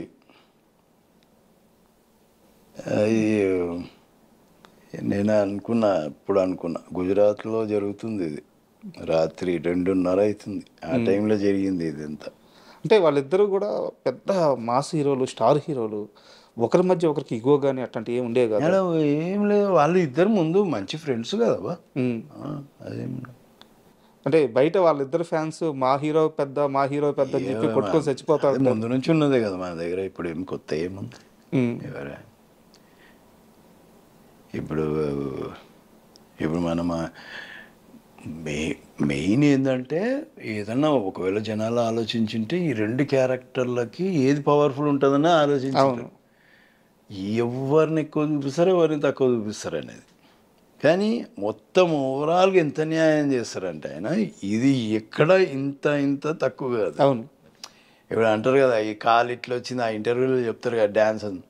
సేమ్ అట్లనే ఆ క్యారెక్టర్లు కూడా అట్లనే ఉంటాయి. మీరు 2 సైమల్టేనియస్గా ఉంటుంది. అవి ఎక్కడ ఒక్కొక్క each and every character individuality వేరే, ఆ బిహేవియర్ వేరే, ఆ భాష వేరే, సో ఆ క్యారెక్టరైజేషన్స్ వేరే తప్ప ఇక్కడ ఏ క్యారెక్టర్ ఇది అయినట్టు ఉండదు. గుజరాత్లో అప్పుడు ఎన్ని రోజులు షెడ్యూల్ ఇస్తారు? అది 5 రోజులు అంతే. గుజరాత్ 5 రోజులు. చరణ్ గారు పక్కనే ఉన్నారు కదా, అంటే చరణ్ గారు ఒక మెగాస్టార్, ఇండస్ట్రీలో ఒక 3 దశాబ్దాలు పైగా ఆ సింహాసనం మీద కూర్చొని శాసిస్తున్న మనిషి. అలాంటి ఒక వ్యక్తి కొడుకు, వారసుడు. ఈయన కూడా అంతే స్థాయిలో తండ్రికి దగ్గర కొడుకు నిరూపించుకున్నాడు. అంత స్థాయిలో ఉన్న వ్యక్తి బిహేవియర్ ఎలా ఉండేది సెట్స్లో? బిహేవియర్ మీరు చరణ్తో ఒకసారి వర్క్ చేసిన, చరణ్తో మాట్లాడిన, మనకి అసలు ఇదే ఉండదు అసలు. అతను నేను చెప్పలేను కానీ అతనితో వర్క్ చేసిన వాళ్ళు కానీ తనతో పరిచయం ఉన్న వాళ్ళు కానీ చెప్తారా అది ఏం ఉండదబ్బా. అది ఇంత పెద్ద స్టార్ రేంజ్ ఇది ఉండదు అసలు ఉండదబ్బా. మనం అనుకుంటాం అంతే. ఇప్పుడు వీళ్ళందరూ అనుకుంటారు యాయిలేగా ఇప్పుడు ఉన్న ఏ హీరోలైనా అసలు ఆ బిహేవియరే లేదబ్బా ఇక్కడ. కాకపోతే ఎవరి క్యారవాన్లో వాళ్ళు కూర్చుంటారేమో తప్ప అసలు ఎవరికి లేదు. అది నేను ప్రతి ఇంటర్వ్యూలో ఆలోచిస్తూ ఉంటాయి. అడిగినప్పుడు అంతా వాళ్ళు ఎట్లుంటారు, వాళ్ళు కూడా నా లెక్కనే ఉంటారు అనలేను నేను. ఇంతే ఇట్లనే ఉంటారు వాళ్ళు. ప్రతి ఒక్క హీరో అంతే బా, ఒక్కరనే కాదు అందరు అట్లనే ఉన్నారు. నాకు మరి ఎందుకు వచ్చిందో ఇది బిహేవియర్ ఇట్లుంటే అట్లా ఉంది, ఆయన ఎట్లుంటాడు ఈయన ఎట్లుంటాడు, ఎందుకు వచ్చిందో టాపిక్ తెలియదు. కానీ నా దృష్టిలో ఎప్పుడు ఎవ్వరు అట్లా బిహేవ్ చేసిందో లేదు. ఇంతమందిని చూసినా నేను, ఇంతమంది యాక్టర్స్తో పనిచేసి అస్సలు. మీరు ఒక మాట అన్నారు, మహా అయితే వాళ్ళు పర్సనల్గా వెళ్ళి వాళ్ళ క్యారీవాన్లో కూర్చుంటారు కానీ అంత మించే ఉండదని చెప్పి. బట్ అలా కూడా కూర్చొని ఒక హీరో మీద ఎప్పుడు కూడా తను కావాలనుకుంటే సెట్స్లో రాజభోగాలు వస్తాయి. బట్ ఎప్పుడు కూడా ఒక చెట్టు కింద కుర్చీ చేసుకుని కూర్చుంటాడు ఒక హీరో. ఆ హీరోతో మీరు పనిచేస్తున్నారు. ఆ హీరో మీద విపరీతమైన నెగిటివిటీ వచ్చింది. ఎవరో అర్థమైంది ఆ హీరో? పవన్ గారు, బాలకృష్ణ గారు. బాలకృష్ణ గారు ఏమో నెగిటివిటీ ఆయనది ఓ లోకం అబ్బా. ఇప్పుడు ఆయన రెడీ అయ్యే వరకే క్యారవాన్లో ఉంటాడు. వస్తారు ఒక కుర్చీ వేసుకుంటారు, బుక్కులు పట్టుకొచ్చుకుంటారు. ఆయన లేదంటే ఏదన్నా గ్రాంధికం సంబంధించి పద్యాలకు సంబంధించి ఆ సినిమాకి సంబంధించి అవి వింటూ ఉంటారు, లేదంటే బుక్కులు చదువుతూ ఉంటారు. అవి ఎప్పుడన్నా సరదాగా ఉంటే వాళ్ళని వీళ్ళని పిలుచుకొని 4 మంచి మాటలు మాట్లాడుతారు, అంతే. ఇంకా పని. కాకపోతే టైం అంటే టైం, ఆ స్ట్రిక్ట్నెస్ అది ముందు నుంచి ఉంది కాబట్టి ఇది ఉంది అంతే. నెగిటివ్ అనేది ఆయన పైన నెగిటివ్ చేస్తున్నారు, అది ఈ చెప్పేటోళ్ళు చేసింటారు. ఈ నెగిటివ్ చేసేది కాదు, ఆయన పద్ధతిలో ఆయననే ఉంటారు. ఆయన ముందు నుంచి ఎట్లనో ఇప్పుడు అట్లనే ఉంటారు. కాకపోతే వీళ్ళకి నచ్చక ఏదో చెప్పింటారు అంతే. వీళ్ళకి ఆ బిహేవియర్ నచ్చక వీళ్ళకి ఏదో నచ్చకనో చేస్తుండొచ్చు. మరి ఎప్పుడు అనిపించలేదు. మరి నేను బాలయ్య బాబు గారితో లెజెండ్లో ఒక పర్లేదు అంటే అక్కడక్కడ కనిపించిన ఆయన కాంబినేషన్లో 3 రోజులు ఏమో ఆ ఫైట్ సీక్వెన్స్లో. అంతకుముందు విజేంద్ర వర్మ అని ఒకటి చేశాను, ఆయన కాంబినేషన్లోనే ఉంటుంది నా సీన్ మొత్తం, ఆయనతోనే డైలాగ్. దాని తర్వాత జయసింహాలో చేసిన నేను, ఆయన one of the friend character చేసిన. మళ్ళీ అఖండాలో చేసిన. అఖండాలో చేసేటప్పుడు ఒకటే సీను, కాకపోతే నాకు ఆయనకి కాంబినేషన్ అవ్వదు. కాకపోతే ఆయన వర్క్ ఏదో ఉంటే అప్పటివరకు తీసిన. నేను అప్పుడు వచ్చిన, మధ్యాహ్నం వచ్చిన, నా విగ్ ఏదో ఇది సెట్ చేసి అంతా చేస్తున్నారు. ఆయన అక్కడ దూరం నుంచి ఉన్నారు, దూరం చూశారు. నేను వెళ్దాము నమస్కారం పెడదామని వెళ్ళేసరికి వేరే వాళ్ళు అన్నారు, ఆయన పద్యాలు వింటున్నాడు వెళ్ళకు అన్నారు. కానీ ఆయన దూరం నుంచి గమనించిండు. నేను నా ఎదవమో మాటం కాకపోతే దూరం నుంచి అని ఇట్లా అనొచ్చు కదా, నేను అనలే. నేను దగ్గర పోయి పలకరిద్దాం అనేది నా ఉద్దేశం ఉంది. వీళ్ళేమో పద్యాలు వింటుండు కదా, ఆయన ఆ మూడ్లో ఉన్నారేమో, అటు ఇటు చూస్తున్నట్టున్నారు. నేను డిస్టర్బ్ చేయడం ఎందుకని నేనున్నా. వీళ్ళు ఎందుకంటే నా మైండ్లో వేసి పెట్టిండ్రు, వీళ్ళు ఆయన దగ్గర పద్యాలు ఇది ఉన్నానా, ఇది ఫిక్స్ అయ్యిందనా. ఆయన ఇంకా ఇదంతా అయినాక దగ్గర పోయినబ్బా, దగ్గర పోయి సార్ నమస్కారం, ఎవరు సార్, నేను శేఖర్ అని, మనం ఇంతకుముందు మీతో వర్క్ అన్నాడు. దెబ్బ పట్టేదిరా అనుకున్నా. అంతకుముందు నన్ను చేసి మళ్ళీ నా పేరు పెట్టి పలకరించారు. ఏమి శేఖరా ఎటే పోతున్నావు, సిగరెట్ దానికి నేను పక్కన పోతుంటే వాళ్ళు అందరూ ఫ్రెండ్స్ అందరూ ఒక్కోసారి వస్తారు, ఆయన ప్రొడ్యూసర్లు వాళ్ళు వచ్చినప్పుడు బయటనే కూర్చొని ఉంటారు, క్యారన్లో ఎక్కరు, అందరూ బయటనే కూర్చొని ఉంటారు. అందరితో పాటు కూర్చొని ఉంటారు. వెళ్తే అలా పలకరించా, అయ్యా ఇప్పుడు ఏమైంది అయ్యా, ఇది ఎఫెక్టే పడ్డది అనుకున్నా నేను. ఎందుకంటే మనిషి చూసినప్పుడు కాంటాక్ట్ అయినప్పుడు నేను చేయాలి కదా. నేను చేయలేదు, నేను ఆ మాటలు వినడం ఎందుకు, నేను ఇది చేసినది అని ఆలోచిస్తున్నా. మళ్ళీ ఇక విగ్ అది పెట్టుకుంటే జర డిసప్పాయింట్మెంట్లు ఉన్నా. వచ్చి గడ్డము విగ్గు సరి చేసిపోయింది మన అనుకున్నమ్మా అనుకున్నా. అసలు ఆయన సీన్ లేదు అప్పుడు, ఆయన సీన్ లేదు, ఆయన షార్టే లేదు అసలు. వచ్చిండు ఆడ అన్ని పద్యాలు అన్నీ వినేసి ఆడ నుంచి వచ్చి ఇలా వచ్చి మళ్ళా ఎగ్గి చేసి ఇది ఇలా ఉండాలి సెట్ చేసి అప్పుడు వెళ్ళిపోయాను. అప్పుడు రిలాక్స్ అయిన అమ్మ ఆయన. లేకపోతే ఒక సీన్ కూడా ఇదే ఆలోచనలు ఉంటుండే నాకు మనసులో, అరే ఇట్లా అయిపోయింది ఏంటి అని. అట్లాంటి సీన్ ఉన్నాయి. సార్ మీకు సంబంధం లేదు అసలు, బట్ చాలామంది ఆడియన్స్కి ఇది తెలుసుకోవాలని ఉంది. ఒక సీరియస్ క్వశ్చన్ ధైర్యం చేసి అడుగుతున్నాను. జూనియర్ ఎన్టీఆర్ గారు, బాలకృష్ణ గారు, వీళ్ళిద్దరికీ ఒకరి మీద ఒకరికి ఎంతటి ప్రేమ ఉంటుంది ఎప్పుడన్నా గమనించారు? వారి మాటల్లో, ఎన్టీఆర్ గారి మాటల్లో బాలకృష్ణ ప్రస్తావన కానీ, బాలకృష్ణ మాటల్లో ఎన్టీఆర్ గారి ప్రస్తావన కానీ ఎప్పుడన్నా రావడం మీ ముందు ఉన్నది ఉన్నట్టు చెప్పండి సార్, తెలిస్తే. మీకు ఫస్ట్ ఆఫ్ ఆల్ ఒకటి చెప్తా, ఇప్పుడు మీరిద్దరు వీళ్ళు మాట్లాడుకుంటున్నారో నేను ఆడుండా. ఎవరైనా సరే వాళ్ళందరూ మాట్లాడుకుంటాము, నేను ఉండా, పక్కకి వెళ్ళిపోతా. నాకు ఈ రాజకీయాల గురించి ఇంట్రెస్ట్ కానీ, వీళ్ళు ఏం మాట్లాడుకుంటారనే ఇంట్రెస్ట్ కానీ నాకు ఉండదు. ఎప్పుడన్నా పొరపాటున కూర్చోవాల్సి వస్తే కూర్చుంటేనే తప్ప అప్పుడు నా ముందు ఇవేమీ జరగవు. నేను వినడమే. ఇప్పుడు మీరు ఎట్లా వింటారో నేను అట్లా వినడం అంతే. వాళ్ళు ఇట్లా అనుకున్నారంట, వీళ్ళు ఇట్లా అనుకున్నారంట, అంతేగాని నాకైతే ఇప్పుడు మీకెంత తెలుసో నాకంతే తెలుసు దాని గురించి. ఎందుకంటే మనము ఇప్పుడు ఇట్లా అంట కదా, నేను ఎవరితో తారక్తో ఎవరితో అంత లేదు, నేను అలా మాట్లాడలేను. మీకు చెప్పిన బేసిక్గా వేషం అడగనికనే మాట పడే మనిషిని నేను. నాకు ఈ క్వశ్చన్లకు ఆన్సర్లు నాకు ఎట్లా దొరుకుతాయి? నేను అడగాలి కదా ఫస్ట్. నాకు ఈ క్వశ్చన్లకు ఆన్సర్లు దొరకాలంటే నాకు అస్సలు నాలెడ్జ్ లేదమ్మా దాని గురించి కానీ, పాలిటిక్స్ గురించి కానీ ఏం నాలెడ్జ్ లేదు. బాబాయ్ అంటే విపరీతమైన ప్రేమ ఉంది, కాకపోతే పరిస్థితుల వల్ల దూరంగా ఉండాల్సి వస్తుంది అని చెప్పేసి చాలా నేను తారక్ని ఫస్ట్ టైం చూసింది ఎక్కడంటే అదే ట్యాంక్ బండ్ దగ్గర ఫస్ట్ సినిమా వచ్చింది కదా నిన్ను చూడాలి సినిమా, అక్కడ షూటింగ్ అవుతుంటే అప్పుడు చూసిన.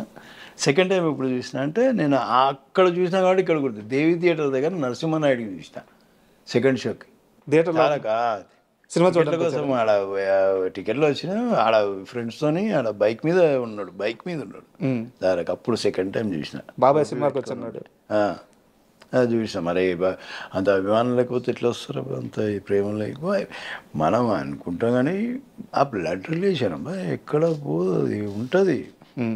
మేబీ అక్కడక్కడ అంటే ఈ ఆయన జర గంభీరమైన మనిషి బాలేబాబు అనుకున్నటోళ్ళు ఏమనుకుంటారు మనకెందుకు మళ్ళా. ఈ మధ్యకాలంలో అంటే ఈ మధ్యకాలం అని కాదు, నేను మొన్న రీసెంట్గా సుమన్ గారిని ఇంటర్వ్యూ చేసినప్పుడు కూడా ఆయన ఒక మాట అన్నారు, కృష్ణరాజు గారితో సినిమా అంటే మాకందరికీ కూడా ఒక ఫుడ్ ఫెస్టివల్ లాంటిది, తిన్నాము ఇంక వద్దు అన్నా కానీ ఆయన పెట్టేవారు. సో ఆయన తర్వాత ప్రభాస్ గారు కూడా అలాగే అందరికీ ఫుడ్ పెట్టడంలో ఆయన మించిన వాళ్ళు లేరు అని చెప్పేసి అన్నారు మరి సుమన్ గారు కూడా. సో ఈ మధ్య మనం చాలామంది వింటున్నాం ప్రభాస్ గారు ఫుడ్ పెడితే అయ్యో బాబాయ్ తినలేక తెచ్చిపోతాం. మొన్న కూడా ఆయన మన మలయాళం హీరో ఆయన కూడా అన్నారు కదా. మీకు అలాంటి ఒక ఎక్స్పీరియన్స్ ఏమన్నా ఉందా? నాకు అట్లాంటిది ఏం లేదు. మేము మ్యాక్సిమం చేసింది ఎక్కడబ్బా వైజాగ్లో ఆ రోడ్ల మీదనే మేము చేసింది. క్యారవాన్ మా క్యారవాన్లో మేము రోడ్డు మీదనే ఉండేటోళ్ళము.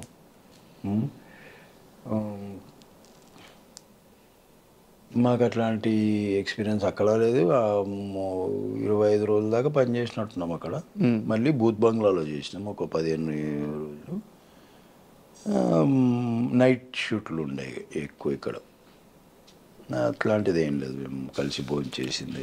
ఒక్కసారి మీ కెరీర్ విషయానికి వస్తే ఇండస్ట్రీలో టాప్ డైరెక్టర్లతో పనిచేశారు, టాప్ హీరోలతో పనిచేశారు. ఇప్పుడు మ్యాక్సిమం ఆల్మోస్ట్ సినిమాలు ఇండస్ట్రీలో తగ్గినాయి, సీరియల్స్లో బిజీ అయ్యారు. ఇక్కడ ఉండే ట్రీట్మెంట్కి అక్కడ తగ్గినాయి కాదు, ఇప్పుడు తగ్గడం కాదు, ముందు నుంచి తగ్గే ఉన్నాయి. నాకు ఎప్పుడు నేను ముందు ఇప్పుడు ఈవెన్ ఛత్రపతి సినిమా చేసిన తర్వాత కూడా నేను స్రవంతి అనే సీరియల్ చేసిన జెమినీకి. అవును, బాగా సక్సెస్ఫుల్ అయిన సీరియల్. నేను సైమల్టేనియస్గా అప్పుడు చేస్తున్నా ఇప్పుడు చేస్తున్నా. మేబీ ఇంకొకటి ఏమైండొచ్చు అంటే నేను అనుకోవడం ఏంటంటే వీడు సీరియళ్ళల్లో బిజీ ఉంటాడు, మళ్ళీ మనకు డేట్లు ఇస్తాడో లేదో అనే ఇది కూడా ఉండింటుంది. ఒక ఛత్రపతి లాంటి సినిమా వచ్చిన తర్వాత నేను కొన్ని రోజులు వెయిట్ చేయాలి, చేయలే. ఎందుకంటే నా పొజిషన్ అది కాదు, వెయిట్ చేసే పొజిషన్ కాదు. ఏదో వస్తుంది, ఎంతనో వస్తుంది, ఆ పొజిషన్లో ఉన్న మనిషిని. పైగా నేను సీరియల్ సినిమా నేను ఎప్పుడు అనుకోను, నా క్యారెక్టర్ బాగుండాలి అనే ఫీలింగ్. ఏదైనా యాక్టింగ్ అంతే. సీరియల్ సినిమా అంటే చాలామంది చెప్పే కంప్లైంట్ ఏంటంటే నేను సినిమాలో స్టార్ హీరోలతో పనిచేసేటప్పుడు నన్ను ఇలా ట్రీట్ చేసేవాళ్ళు, సీరియల్కి వెళ్తే నన్ను ఇలా ట్రీట్ చేస్తున్నారు, అందుకని నేను సీరియల్స్ చేయను అని చెప్పేసి చాలామంది యాక్టర్స్ చెప్తా ఉంటారు. అవునవును, వాళ్ళు చెప్పేది న్యాయం, నిజమే వాళ్ళు మాట్లాడేది. నిజమేనా? మీరు సీరియల్లోకి వచ్చి ఎప్పుడన్నా మీరు గమనించాలి దూరం నుంచి బిహేవియరు. ఇప్పుడు నేను అన్నాను చూడు, వీళ్ళ గురించి ఏ హీరో స్టార్ అనే ఫీలింగ్ ఎప్పుడు చూపెట్టడు అవతల ముందు అని చెప్పాను సినిమా వాళ్ళ గురించి. కానీ ఇక్కడ అట్లా లేదు సీరియల్స్లో. ఇక్కడ వాడు ఒకటో రెండో చేసింటాడు సీరియల్ అంతే. అసలు వాడి యాటిట్యూడ్, వాడి నడకలో, వాడి ఫేస్లో తెలిసిపోతుంది మనకి. పొట్ట కోస్తే ఒక్క 2 లైన్లు చెప్పలేడు వాడు ప్రాంప్టింగ్ లేకుండా. 10 ఎక్స్ప్రెషన్లలో ఒక్కటి కూడా పర్ఫెక్ట్ ఇవ్వలేడు ఎక్స్ప్రెషన్. వాళ్ళందరినీ హీరోలను చేసి తీసుకొచ్చి పెట్టిడ ఆ భాష ఈ భాషలో తీసుకొచ్చి పెట్టి వాళ్ళకి ఏం తెలుస్తుంది? వాళ్ళకి కొందరు నేను సీనియర్ యాక్టర్లను చూసినా సీరియల్ చేస్తున్నారు. వాళ్ళకు ఇప్పుడు నేను అనేది ఏంటంటే ఇప్పుడు వాళ్ళకి రెస్పెక్ట్ ఇవ్వాలి. మనం ఎన్నో సినిమాలు చేసి వచ్చి నువ్వు అసలు సినిమా గడప కూడా దొక్కలే నువ్వు. వాళ్ళు అట్లాంటిది 200-300 సినిమాలు చేసి వచ్చిన వాళ్ళు కదా. అది మనం చిన్నప్పటి నుంచి చూస్తున్నాం వాళ్ళని. వాళ్ళకు కూడా నువ్వు రెస్పెక్ట్ చేయకపోతే ఎట్లా? ఇంకొకటి ఈ మిస్టేక్ నేను ఓన్లీ హీరోలది ఇక్కడ ఇప్పుడు కన్నడ నుంచి వచ్చిండ్రు, తమిళనాడు నుంచి వచ్చి, నేను వాళ్ళ గురించి నేను మాట్లాడుతున్నాను.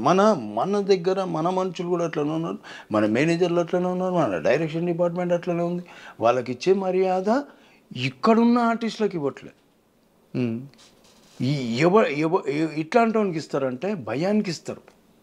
వాడు రాగా సార్ చెప్పండి సార్ బోలియే సార్ ఇది ఉంటుంది వాడిని. ఎందుకు వాడిని నెత్తినెక్కడ ఇంకా ఆడ ఇవన్నీ చేస్తే నువ్వు క్యాజువల్గా ఉండు. నువ్వు ఇప్పుడు మనతో ఎట్లా క్యాజువల్గా ఉంటున్నావు అట్లనే ఉండు. ఇప్పుడు ఇట్లాంటివి ఉంటాయి నాకు. ఇప్పుడు అంటే ఇట్లాంటివి నేను చూస్తుంటా గమనిస్తుంటా. అది నాకు నచ్చదు. ఈ అమ్మాయిలు కూడా అంతే, వాళ్ళని పట్టుకొస్తారు వీళ్ళని పట్టుకొస్తారు, వాళ్ళ బిహేవియర్ అంతే ఉంది. మనోళ్ళే చెడగొట్టిరా సగం. ఇప్పుడు మన సినిమాలలో కూడా తీసుకో, మనం బయట వాళ్ళని పట్టుకొచ్చినప్పుడు మనతో మాట్లాడే విధానం వేరే ఉంటుంది, వాళ్ళతో మాట్లాడే విధానం వేరే ఉంటుంది. మన దగ్గర జీ సాబ్ బోలియే సాబ్ బో సాబ్ సాబ్ అంటే ఆడు నీలుగుతాడు. ఇక నువ్వు మామూలుగా ఉంటానని నేర్చుకుంటే ఎప్పుడైనా ఇరిటేషన్ వస్తుంటుందా ఇలాంటి బిహేవియర్ చూస్తే? అయ్యో ఇరిటేషను, నేను సీరియల్లో చాలా ఇరిటేట్ అవుతుంటున్నాను. ఒక్కడికి కూడా ప్రొఫెషనలిజం అనేది ఉండదు. మనం సినిమాలు చేస్తుంటే ఒక సీన్ కోసము వన్ మోర్లు ఆర్టిస్టులు ఇన్వాల్వ్ అయ్యి డిస్కస్ చేసుకొని, అరే నువ్వు ఇట్లా కూర్చో, నేను ఇట్లా, నీలా బాడీ లాంగ్వేజ్ దగ్గర నుంచి ఇంత హోంవర్క్ చేస్తే వాళ్ళ దగ్గర ఏముంటుంది? నువ్వు చెప్తున్నావు ప్రాంప్టింగ్, నేను అరుస్తున్నా అంతే, నీ మాడ్యులేషన్లోనే అరుస్తున్నా. నాకంటూ వ్యక్తిగతంగా ఏమి ఇండివిజువాలిటీ లేదు, నేను ప్రూవ్ చేసుకుందామని ఏం లేదు. ఇలాంటి ఆర్టిస్టులకు అవసరం లేదు కదా ప్రాంప్టింగ్. నాకు అవసరం లేదు, వాళ్ళకి చెప్తాను. నాకు ఇరిటేషన్ వస్తుంది, ఇన్వాల్వ్మెంట్ ఉంటుంది. ఇప్పుడు మీరు నాకు సీన్ చెప్తున్నారండి, నేను సీన్ వింటున్నాను, నేను కూడా డైలాగ్ అనుకుంటున్నాను. ఇప్పుడు 5 మంది సీన్లో ఉన్నారు, 5 మందిని పిలుస్తారు, వాళ్ళు సీన్ చెప్తుంటారు అందరికీ. ఒకడు ఫోను, ఒకడు గిల్లుకుంటా, ఒకడు సొల్లుబాగుడు, వాళ్ళు అమ్మాయిలు అబ్బాయిలు ఈడు ఒకడు ఫోను. ఇంకా వాడు చెప్పేటోనికి ఏం ఇంట్రెస్ట్ ఉంటుంది? నువ్వేం చేస్తావు ఇట్లాంటి దాంట్లో ఇరిటేషన్ రాదా? ఇప్పుడు నేనేమన్నా తిట్టినానుకో, పొరపాటున ఇక్కడ దాకా వచ్చి ఆపుకున్న సందర్భాలు ఉన్నాయి.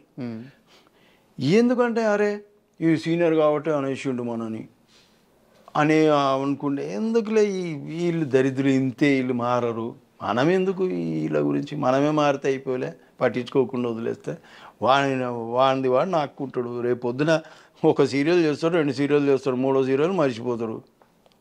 మరి సస్టైనిటీ అయితే ఉండదు. ఇలా అయితే ఉండదు. నీకు భక్తి అనేది లేకపోతే నువ్వు ఎట్లా బాను? నువ్వు దేవుని దగ్గర పోయి ఉట్టిగా నమస్తే సాబా అని వస్తావా నువ్వు? అరే జర దేవుని దగ్గర మనస్ఫూర్తిగా పోతే మనస్ఫూర్తిగా ఆయన కూడా కొద్దిగా సంతోషం అనిపించాలి. వీడు ఎందుకు వచ్చిండ్రా నాయన ఉట్టి కొబ్బరికాయ ఒట్టిపోతాడని ఆయన ఫీలింగ్ ఎందుకు చెప్పారు? సీరియల్స్ ఇంత దారుణంగా ఉన్నాయి. అరే చూస్తే తెలుస్తుందబ్బా. ఒక్కొక్కరిని కొట్టబుద్ది అవుతుంది నాకు, ఇరిటేషన్. ఒక్కోసారి సెట్లోంచి వెళ్ళిపోతున్నాను తెలుసా, నాకు నచ్చక సెట్లోంచి వెళ్ళిపోతున్నాను. ఏం చెప్పను ఎవరికి. పొట్ట కోస్తే ఒక 2 ముక్కలు, ఈవెన్ మన తెలుగు వాళ్ళు కూడా సేమ్ 2 లైన్లు ప్రాంప్టింగ్ లేకుండా చెప్పలేరు. క్యూ డైలాగ్ ప్రాంప్టర్ చెప్పాలండి నాకు, మీకు క్యూ డైలాగ్ కూడా ప్రాంప్టర్ ఎట్లా చెప్పారు? జస్ట్ 1 వర్డ్ కదా, క్యూ 1 వర్డ్. అవును, అక్కడి నుంచి ఇక్కడ రారా అని, అది కూడా అక్కడి నుంచి ఇక్కడ రారా అని వాడు స్టార్ట్ చేస్తే వీడు స్టార్ట్ చేస్తాడు. ఇంకేం భక్తి ఉంది, ఏం నేర్చుకుంటా అంటే, నీకు పైసలు వచ్చినాయి చాలు, నా పైసలు నాకు వస్తేనే బస్ కథ, నా స్టైల్ నేను కొడుతున్నా, నా మేకప్ నేను మంచిగా కనిపిస్తున్నానా లేదా స్క్రీన్ మీద, నేను మంచి బట్టలు కట్టుకున్నాను లేదు, ఇది తప్ప భక్తి అనేది లేనేలేదు. మనోళ్ళకి లేదు, బయట వాళ్ళకి లేదు. ఇది చాలా భయంకరమైన నిజాలు. సీరియళ్ళల్లో ఉన్న అసంతృప్తి ఏదో ఇట్లాంటి మీరు చూస్తే తెలుస్తుంది. ఇప్పుడు నేను చెప్తే కాదు, చూస్తే మేబీ నాకంటే ఎక్కువ నోటీస్ చేయొచ్చు మీరు. నేను ఒక్కోసారి వేరే పనులు ఉండే అంత నోటీస్ చేయనేమో అట్లా. అందుకే నేను వీళ్ళతో కూర్చొని వెళ్ళిపోతా, ఉంటే రూమ్లో కూర్చుంటా, లేదంటే పోయి కార్లో కూర్చుంటా. ఇట్లాంటివి ఉన్నాయి. సీరియల్స్ ప్రస్తావన వచ్చింది కాబట్టి ఒక క్వశ్చన్. కీర్తి భట్ మీ కూతురు, అవునవును, ఇప్పుడు ఎలా ఉంది రిలేషన్? ఇప్పుడు నాకు ఆమె ఫోన్ చేయక చాలా రోజులు అయింది. మొన్న మధ్యలో నాకు చిత్రమందిలో కలిసింది. ఓ 2-3 రోజులు పక్క సెట్లో ఆమెది నేను మాట్లాడుకున్నాం. మాట్లాడుకొని ఇంతే. దాని తర్వాత మళ్ళీ ఏదో ఇంక తర్వాత నుంచి ఇంకా ఫోన్లు ఏం లేవు. నేను అప్పుడే ఏదో ఇంటర్వ్యూ వచ్చింది, ఏదో నేనేదో నెగిటివ్గా చెప్పినా నేను ఆ పిల్ల గురించి అని ఏదో క్వశ్చన్ చేసింది. లేదమ్మా నేను ఒకసారి ఫోన్ చేసి అడిగింది, ఫోన్ చేసింది. చూస్తాగంటే అందులో ఏం తప్పు లేదు. నేను వేరే వాడికి ఇందులో ఏమైనా తప్పుగా నేను కీర్తి గురించి చెప్పినట్టు అనిపిస్తుందా నీకంటే అసలు ఏముంది, నువ్వు ఏం మాట్లాడినాను. దానివల్ల ఏదో మరి ఆ పిల్ల తనకు మరి ఎందుకంటేందో తెలియదు, కొద్దిగా బాధపడ్డట. సరే ఒకసారి మాట్లాడినాం, 2 సార్లు మాట్లాడినాం, తర్వాత నేను మాట్లాడలేదు. ఆ పిల్ల యాక్చువల్గా ముందే అలిగింది. వాళ్ళ ఎంగేజ్మెంట్ జరిగేటప్పుడు నేను వెళ్ళలేకపోయినా, పోలేదని అలిగింది. తర్వాత మొన్న మాటలు వచ్చి మళ్ళీ ఈ మధ్యలో నాకు ఫోన్ ఏం లేదు. మరి ఇంకా నేను కూడా ఏమి ఫోన్ చేయట్లేదు. వాళ్ళు రావాల్సిన డబ్బులు వెనక్కి వచ్చినాయి. నేను అడగలను, నేను అడగలేదు. మరి ఫోన్ చేశారు, నా గురించి నెగిటివ్గా మాట్లాడారు. సో ఇద్దరు మీకు రావాల్సిన అమౌంట్ మీకు ఇస్తానని చెప్పి అటు సైడ్ నుంచి కూడా లేదు. అవి రావు. అట్లాంటి మాటలు ఎందుకు వస్తాయి? ఇట్లాంటివి వస్తాయి. అంటే ఇక్కడ నా డౌట్ ఏంటంటే, మీరు చాలా బలంగా నమ్మారు, సొంత కూతురులాగా చూసుకున్నారు. నేను నిజంగా మా పిల్లనే కాదు, నేను రెండో కూతురు త్రిషని అందరూ పిల్లలే అనుకున్నాను. అందులో చేసిన వాళ్ళని పిల్లలే అనుకున్నాను. భార్య అనుకోలేదు, కానీ పిల్లలు మాత్రం అదే. నేను వాళ్ళకేదో చిన్న ప్రాబ్లం వచ్చిందంటే నేను నమ్ముతాను కదా. పాపం దానికి ఎవరు లేరు ఆ పిల్లకి. సో అది ఒకటి మైండ్లో ఉంది నాకు. కానీ రాను నేను అనుకున్నారే మనసు ఇచ్చి చూడనే సీరియల్ చేసిన మనసు నేనే ఇచ్చినా కానీ ఎవరు ఇవ్వలేరా మనసు అనుకున్నాను. అండ్ ఇంకోటి, ఆ సీరియల్లో మీరు సంపాదించిన దానికంటే కూడా బయట పోగొట్టింది ఎక్కువ అంటగా. 3-4 బొక్క అందరికి ఇలాగ అప్పులు ఇచ్చి. అప్పులు కాదు, అదే తిరిగి అడగరుగా. ప్రింటింగ్ మీడియం ఉన్నట్టు నేను వెనక ముందు. అందుకే అది ఇంతకుముందు కూడా మనది ఆఫ్లో ఉండిపోయింది. పైసల గురించి అస్సలు ఆలోచించాలి, అది ఉంది బాధ. అదొకటి ప్రాబ్లం. మనం ముందు నుంచి పైసలు చూసింది లేదు, పాడు చూసింది లేదు. ఇప్పుడు ఉంటేనేమో ఏదో కొనుక్కుందాము, ఏదో ఉంటే వాడు అడిగింది కదా అని ఇచ్చేసినాం తప్ప మనకు తెలియదు ఆ తర్వాత ఇవి నిజాలా అబద్ధాలా అనేది. ఇప్పుడు తన పట్ల మీ అభిప్రాయం ఎలా? ఇప్పుడు ఇది విన్నా కూడా మళ్ళీ ఫోన్ వస్తుంది నాకు. హలో నాన్న, నువ్వు నా గురించి తప్పుగా చెప్పు. నేను అసలు ఇలా ఫోన్ ఎత్తడం మానేసిన. కాదు, ఇప్పుడు మీ అభిప్రాయం ఎలా ఉంది? తను సరే తన పాత్రలో తను వెళ్ళిపోయింది, ఎక్కడున్నా హ్యాపీగా ఉంటే చాలు అనుకుంటున్నారా? లేకుంటే అసలు మనకు సంబంధమే లేదు, మనకు అవసరం లేదు అనే ఒక అభిప్రాయం? అట్లా అనుకోలేమబ్బా. అట్లా అనుకునే మనస్తత్వం ఉంటే బాగుపడేటో అట్లా ఏమో అనుకోలేను. కానీ ఫోన్లే అది మంచిగుండని ఏదో ఒకటి. కానీ తిక్క పనులు చేయకుండా పని ఏదో సిన్సియర్గా చేసుకుంటా 2 సీరియల్ చేసుకుంటా బతుకుతే మంచిది, ఒకరి మీద డిపెండ్ కాకుండా. బస్ అంతే, అదే అనుకుంటా. ఇంక ఇప్పుడు దాకా కాస్త సీరియస్ టాపిక్స్ అని సరదాగా ఒక 2 సరదా క్వశ్చన్స్ అడుగుతాం. బిగ్ బాస్ చూస్తారా? చూడండి, ఛాన్స్ వస్తే చూస్తోని తెలుగు చూడు. ఛాన్స్ వస్తే వెళ్తారా? నేను అస్సలు అమ్మో దండం. బిగ్ బాస్ అనే దానికి అసలు దరిదాపులో కూడా ఏమి అంటే ప్రాబ్లం ఏంటి అన్న? నేను పోతే 1-2 రోజులలో బయటకు వచ్చేస్తా. ఎందుకంటే అలా ఊగే అట్లా ఇంత బుర్ర పెట్టలేను నేను. తెలివితేటలు అంతా ఉపయోగించలేను. ఇట్లుండాలి, అట్లుండాలి, నాకు ఎట్లుంటే అట్లుంటా. ఎట్లు మాట్లాడాలనిపిస్తే అట్లా మాట్లాడతా. ఏదో ఇప్పుడు మీతోనే ఏదో అప్పుడప్పుడు మంచిగా మాట్లాడుతున్నా, కానీ నాకు వచ్చేది నా భాష అలాగూ. నేను మాట్లాడేది తెలంగాణ. ఇట్లా నేను వాళ్ళతో ఇమ్మడలేనబ్బా. వాళ్ళు అంటే నాకు వాళ్ళు ఎట్లా కనిపిస్తారు అంటే అక్కడ కనిపిస్తుంటారు దేవుళ్ళ లెక్క కనిపిస్తుంటారు నాకు వాళ్ళు.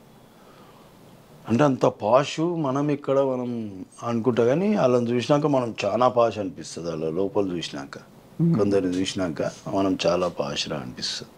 ఫస్ట్ టైం అట్లా అనిపిస్తుండే. ఇప్పుడు బిగ్ బాస్కి అయితే వెళ్ళరు. And second question sir, cricket ఇండస్ట్రీలో క్రికెట్ అంటే బాగా పడి చచ్చిపోయే వాళ్ళు చాలామంది ఉంటారు. అందులో శేఖర్ టాప్లో ఉంటాడని చెప్పి అంటే మేము టీవీ 4 బ్యాచ్లు తయారు చేసిండ్రు. గ్రీన్, ఎల్లో, బ్లూ, ఆరెంజ్ అని. ఓ 40 మంది 45 మంది ఓవరాల్ 50 మంది అప్పుడప్పుడు ఆడేటోళ్ళు. గ్రౌండ్ బుక్ చేసుకొని ఒక 4 టీంల మధ్యలో ఈ టీం ఫైనల్కి వచ్చింది, ఫైనల్ ఆడి అట్లాంటి పెట్టిండ్లే చేసిండ్రు. ఇప్పుడు ఆ జోష్ తగ్గింది. ఇప్పుడు మేము కూడా పోతలేము. అప్పుడు బాగా పరిగెత్తటోళ్ళం, అప్పుడు మంచి ఎక్సర్సైజ్ ఉండేది. ఇప్పుడు మరి తగ్గిపోయింది. అండ్ తెల్లవారుజామున 3 గంటల దాకా 4 గంటల దాకా తారక్, రాజమౌళి, మీరందరూ క్రికెట్ ఆడేవాళ్ళంట. అది అది ఎప్పుడు మేము ఎప్పుడన్నా 3-4 అవుతుంది. మేము ఇంటికి వచ్చేసరికి 6. మళ్ళీ ఇది ఇవి కూడా ఉంటాయి కదా మావి. అది పక్కా మేము స్టార్ట్ చేసేది 8 గంటలకు. అబ్బా ఒక మ్యాచ్ ఆడాం మేము, 2 మ్యాచ్లు ఆడతాం. నువ్వు గెలిచినావని నేను మళ్ళీ ఆడతావా. కెప్టెన్స్ ఎవరు? కెప్టెన్స్ ఎవరు? తారక్ ఇటు మా సైడు, అటు సారు రాజమౌళి గారు. ఇద్దరి మధ్య ఎప్పుడన్నా వాదులు ఆడుకోవడం సరదాగా అయినా సరే? వాళ్ళు సరదాగా సీరియస్ అవుతాయి. సీరియస్గానా? సీరియస్గా ఉంటాయి మ్యాచ్. అయ్యే బాగా క్రికెట్ గేమే ఇంక అంతే. ఆడ తర్వాత ఇక ఎవరి ఇదేం లేదు. ఆడ కంపల్సరీ అంతే. ఎన్టీఆర్ గారు బ్యాటింగ్ బాగా చేస్తారా, బౌలింగ్ బాగా చేస్తారు? బ్యాటింగ్ చేస్తారు, ఓపెనింగ్ వెళ్తారు. ఇంకా రాజీవ్ వాళ్ళిద్దరు ఓపెనింగ్, లేదంటే నేను తారక్ వెళ్తాం ఒక్కోసారి ఓపెనింగ్. ఓకే. మళ్ళీ మన అలీగారి బ్రదరు ఆ పిల్లోడు మేము వెళ్తాం. మ్యాక్సిమం మేము ఆడితే ఓపెనింగ్ నేనే వెళ్తా, లేదా అంతే. అట్లా ఉంటుంది కొద్ది. 2 మ్యాచ్లు అయితే ఇంకా ఆ మ్యాచ్లు అవ్వగానే రాలేము కదా. ఆ మధ్యలో డిన్నర్ బ్రేక్ ఒకటి. అవును. ఓకే, మళ్ళీ మ్యాచ్ కాగానే రాదు కదా. మళ్ళీ డిస్కషన్, నువ్వు ఆ క్యాచ్ కొట్టలేను, అట్లా ఊరుకోలేను, ఈ బ్యాట్ ఇట్లా కొట్టేది లేదు. ఈ డిస్కషన్ మళ్ళీ 1-2 గంటలు ఉంటుంది. మళ్ళీ ఈ లోపల తెల్లారుతుంది కథం. పక్కలో షూటింగ్ లేకపోతేనే పెడతారు కదా. ఓకే. అవి ప్లాన్ చేసుకొని పెడతారు. సాటర్డే పెట్టేస్తారు, సండే ఎట్లా ఉండవు కదా, అట్లా చేస్తారు. అండ్ ఫైనల్గా సార్, ఇన్నేళ్ళ ఈ జర్నీ తర్వాత నేను మారాల్సిన అంశాలు ఇవి నాకు తెలుస్తున్నాయి, మారలేకపోతున్నాను, త్వరలో మార్చుకుంటాను అనే అంశాలు ఏమన్నా మీకున్నాయా? మనకున్న బలహీనతలు ఏముంటాయి, సిగరెట్ అట్లాంటివి. ముందు అవుతారా? అవి మందు మానేసిన. అది ఎన్ని సంవత్సరాలు అవుతుంది? నేను 18 years ముందు తాగేటోని. 18 years మానేసిన.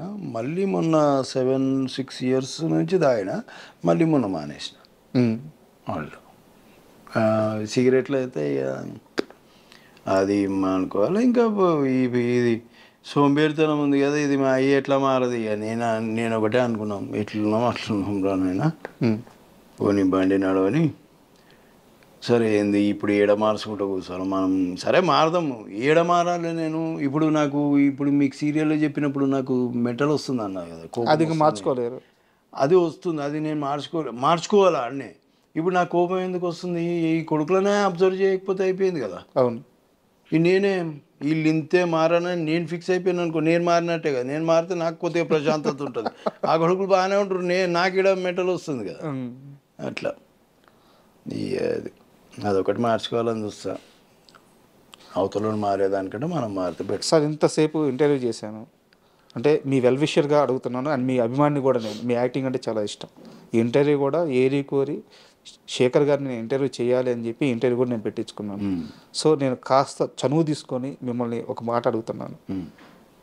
ఇకపై ఇలా కాకుండా ఇండస్ట్రీలో మీకు పరిచయం ఉన్న వాళ్ళ దగ్గరికి వెళ్ళి కొన్ని మంచి అవకాశాలు సంపాదించుకొని, అవసరమైతే వాళ్ళని అడిగి మళ్ళీ శేఖర్ యాక్టివ్ అవుతాడు, అద్భుతమైన పాత్రలు మళ్ళీ చేస్తాడు, నేను ట్రై చేస్తాను.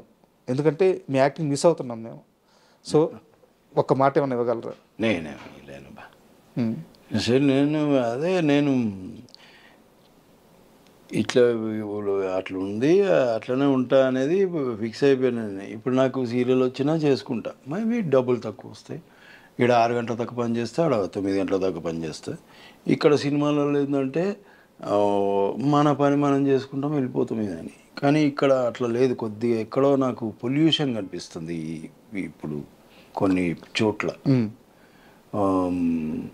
సినిమాలలో అస్సలు అట్లాంటిది ఏం నాకు అనిపించింది. అందుకే అసలు కొన్ని దగ్గర కనిపించవచ్చు, కానీ నేనైనా సరే నేను వెళ్ళి వచ్చిన చిన్న వేషమైనా మేబీ ఇప్పుడు ఛత్రపతి లాంటి క్యారెక్టర్ మళ్ళీ పడాలంటే అట్లాంటి ఫ్రెండ్ వేషం చేసే ఏజ్ నాది దాటేసిన, సో అట్లాంటి ఇంపార్టెంట్ రీసెంట్గా త్రిబుల్ ఆర్లో కూడా మీది చాలా మంచి క్యారెక్టర్, అట్లాంటి ఇంపార్టెన్స్ పక్కనే ఉంటారు కదా, అట్లాంటిది ఏదైనా పడితే చేయాలి. సార్ నాకు ఒక కాల్ క్లియర్ చేయండి. శేఖర్ సినిమాలు చేయడానికి రెడీగానే ఉన్నాడు, సీరియల్స్ వల్ల ఏం బిజీ అయ్యి సినిమా అవకాశాలు వద్దు అనట్లేదు, మీరే నన్ను అప్రోచ్ అవ్వట్లేదు, ఇది కరెక్టా? నేను రెడీగానే ఉన్నా. నాకు నేనే చెప్పిన కదా, ఏ పని వచ్చినా చేయాలి, అది మన మన ధర్మం, అది మన ప్రొఫెషన్ కదా. నేను అది ఇదేనేమి ఇది లేదు. కాకపోతే సినిమాలలో ఏమైందంటే ఈ యాక్షన్ పరిగెత్తడాలు, ఈ రోప్ వర్క్లు ఇవి ఉంటాయి ఫైట్, సో అవి నేను ఫస్ట్ ఇవే అడుగుతున్నా, ఇవి ఉంటాయా, ఇవి ఉంటే కొద్దిగా ప్రాబ్లం. ఎందుకంటే నేను కొద్దిగా నేను ఒకసారి పడి ఫిల్మ్ సిటీలో కొద్దిగా ప్రాబ్లం వచ్చేసింది నాకు, సో అవి మళ్ళీ చేయలేను. ఒకవేళ నేను పరిగెడతా చేస్తా, కానీ 1 more కాకుండా ఉంటాయి, అవి కష్టం, అది అంటారు 1 more కాకుండా ఉండవు. సో అట్లాంటి దానివల్ల కొద్దిగా నేను కూడా ఏదైనా మంచి క్యారెక్టర్ ఉంది బుట్టి ఇట్లాంటివి లేవంటే చేస్తా, అట్లాంటివి చేస్తున్నా, అది అడుగుతున్నా ముందు. అట్లా కొన్ని వస్తాయి, కొన్ని పోతాయి. దీంట్లో కూడా ఏదో ఉండే మన సన్నీ డియోల్ది, మల్లేని గోపిచంద్ గారిది కూడా, ఆయన కూడా పాపం ఎప్పుడు సినిమా తీసినా ఏదో ఒక వేషం చెప్పడానికి ట్రై చేస్తాడు. అందులో కూడా ఏదో చెప్పాను, కానీ కొద్దిగా నాకు ప్రొడక్షన్ వైజ్ నాకు వర్కౌట్ కాలేదు పేమెంట్. ముందు నేను అడిగినా వాళ్ళు అట్లా వేయమన్నారు, సరే నేను చేయను అని చెప్పిన, అదొకటి ఏదో వదులుకున్నా. అట్లా ఇంటర్వ్యూ క్లోజ్ చేసే ముందు లాస్ట్ క్వశ్చన్ సార్, ఫైనాన్షియల్గా చంద్రశేఖర్ ఎలాంటి పొజిషన్లో ఉన్నారు? కంఫర్ట్గా ఉన్నారా? ఆర్థిక ఇబ్బందులు ఉన్నాయా? లేదు, కంఫర్ట్గానే ఉన్నా. నాకు అంటే ఎవరిని అడగకుండా బాగా. అంటే మీ పిల్లల వాళ్ళ ఖర్చులు కానీ వాళ్ళందరూ బాగున్నారు. వాళ్ళ మమ్మీ జాబ్ చేస్తుంది యూఎస్లో, నా కూతురు జాబ్ చేస్తుంది, వాళ్ళు హ్యాపీగా ఉన్నారు. మీ దగ్గరికి ఎప్పుడు వస్తారంటే బాగున్నారు. మీ దగ్గరికి ఎప్పుడు వస్తారు వాళ్ళు? ఎప్పుడన్నా వాడు వస్తాడు, ఆమె యూఎస్లో ఉంటుంది కాబట్టి ఆమె సేమ్ నా టైప్ బాగా మూమెంటం, వాడు కూడా మూమెంటం, కానీ వాడికి కొద్దిగా నేనంటే ఇప్పుడు ఎంత ఏజ్ బాబు ఏజ్? ఉంటాడు 25 దాకా ఉంటాడు, పక్కగా ఉంటాడు. ఏదైనా వేషం ఉంటే మంచిది, ఎవరన్నా మనకు తెలిసిన వాళ్ళు ఉంటే ఏదైనా మనకి దారి దొరుకుతుందేమో అని చూస్తాం. ట్రై చేస్తున్నాడు సినిమాల్లో? ట్రై ఏం చేయట్లే, వాడు ముంబైలో ట్రైనింగ్కి వెళ్ళి వచ్చిండు, ఇక్కడ ఏం వేషం పడలేదు. అంటే కొద్దిగా వాడు ఏదైనా మనమే మంచిది ఏదైనా ఉంటే ఎవరన్నా ఇవ్వగలిగితే ట్రై చేస్తున్నాం, చెప్తా వాళ్ళకి. ఎట్లా కొడుకు కోసమైనా ఇక మీరు మారాలైతే? మారేది ఏమి ఉండదు, లేవు మారేది ఏమి ఉండదు. మారేది ఏముంటుందబ్బా? ఇప్పుడు నేనేమో ఎవరికన్నా అన్యాయం చేసి దారుణాలు చేస్తుంటే లేదు, ఏం చేస్తలేను, నా మాన అనేది నేను ఉంటున్నా. ఇవి లేవు హుషారు లెక్కలు ఇవన్నీ. Hello sir, happy birthday, happy Sunday, ఇవన్నీ ఏం లేవు. ఓ కోట్లు పెట్టి మంచి మంచి మెసేజ్లు అవి అట్లాంటివి ఏం లేవు టచ్లో. అండ్ ఫ్యూచర్లో మీరు ఏదైతే జరగాలి అనుకుంటున్నారో, మీ లైఫ్ ఎలా ఉండాలి అనుకుంటున్నారో, చాలా కంఫర్ట్ లైఫ్ లీడ్ చేయాలని, మళ్ళీ యాక్టర్గా మీరు బిజీ అవ్వాలని మనస్ఫూర్తిగా కోరుకుంటున్నాను. And thank you.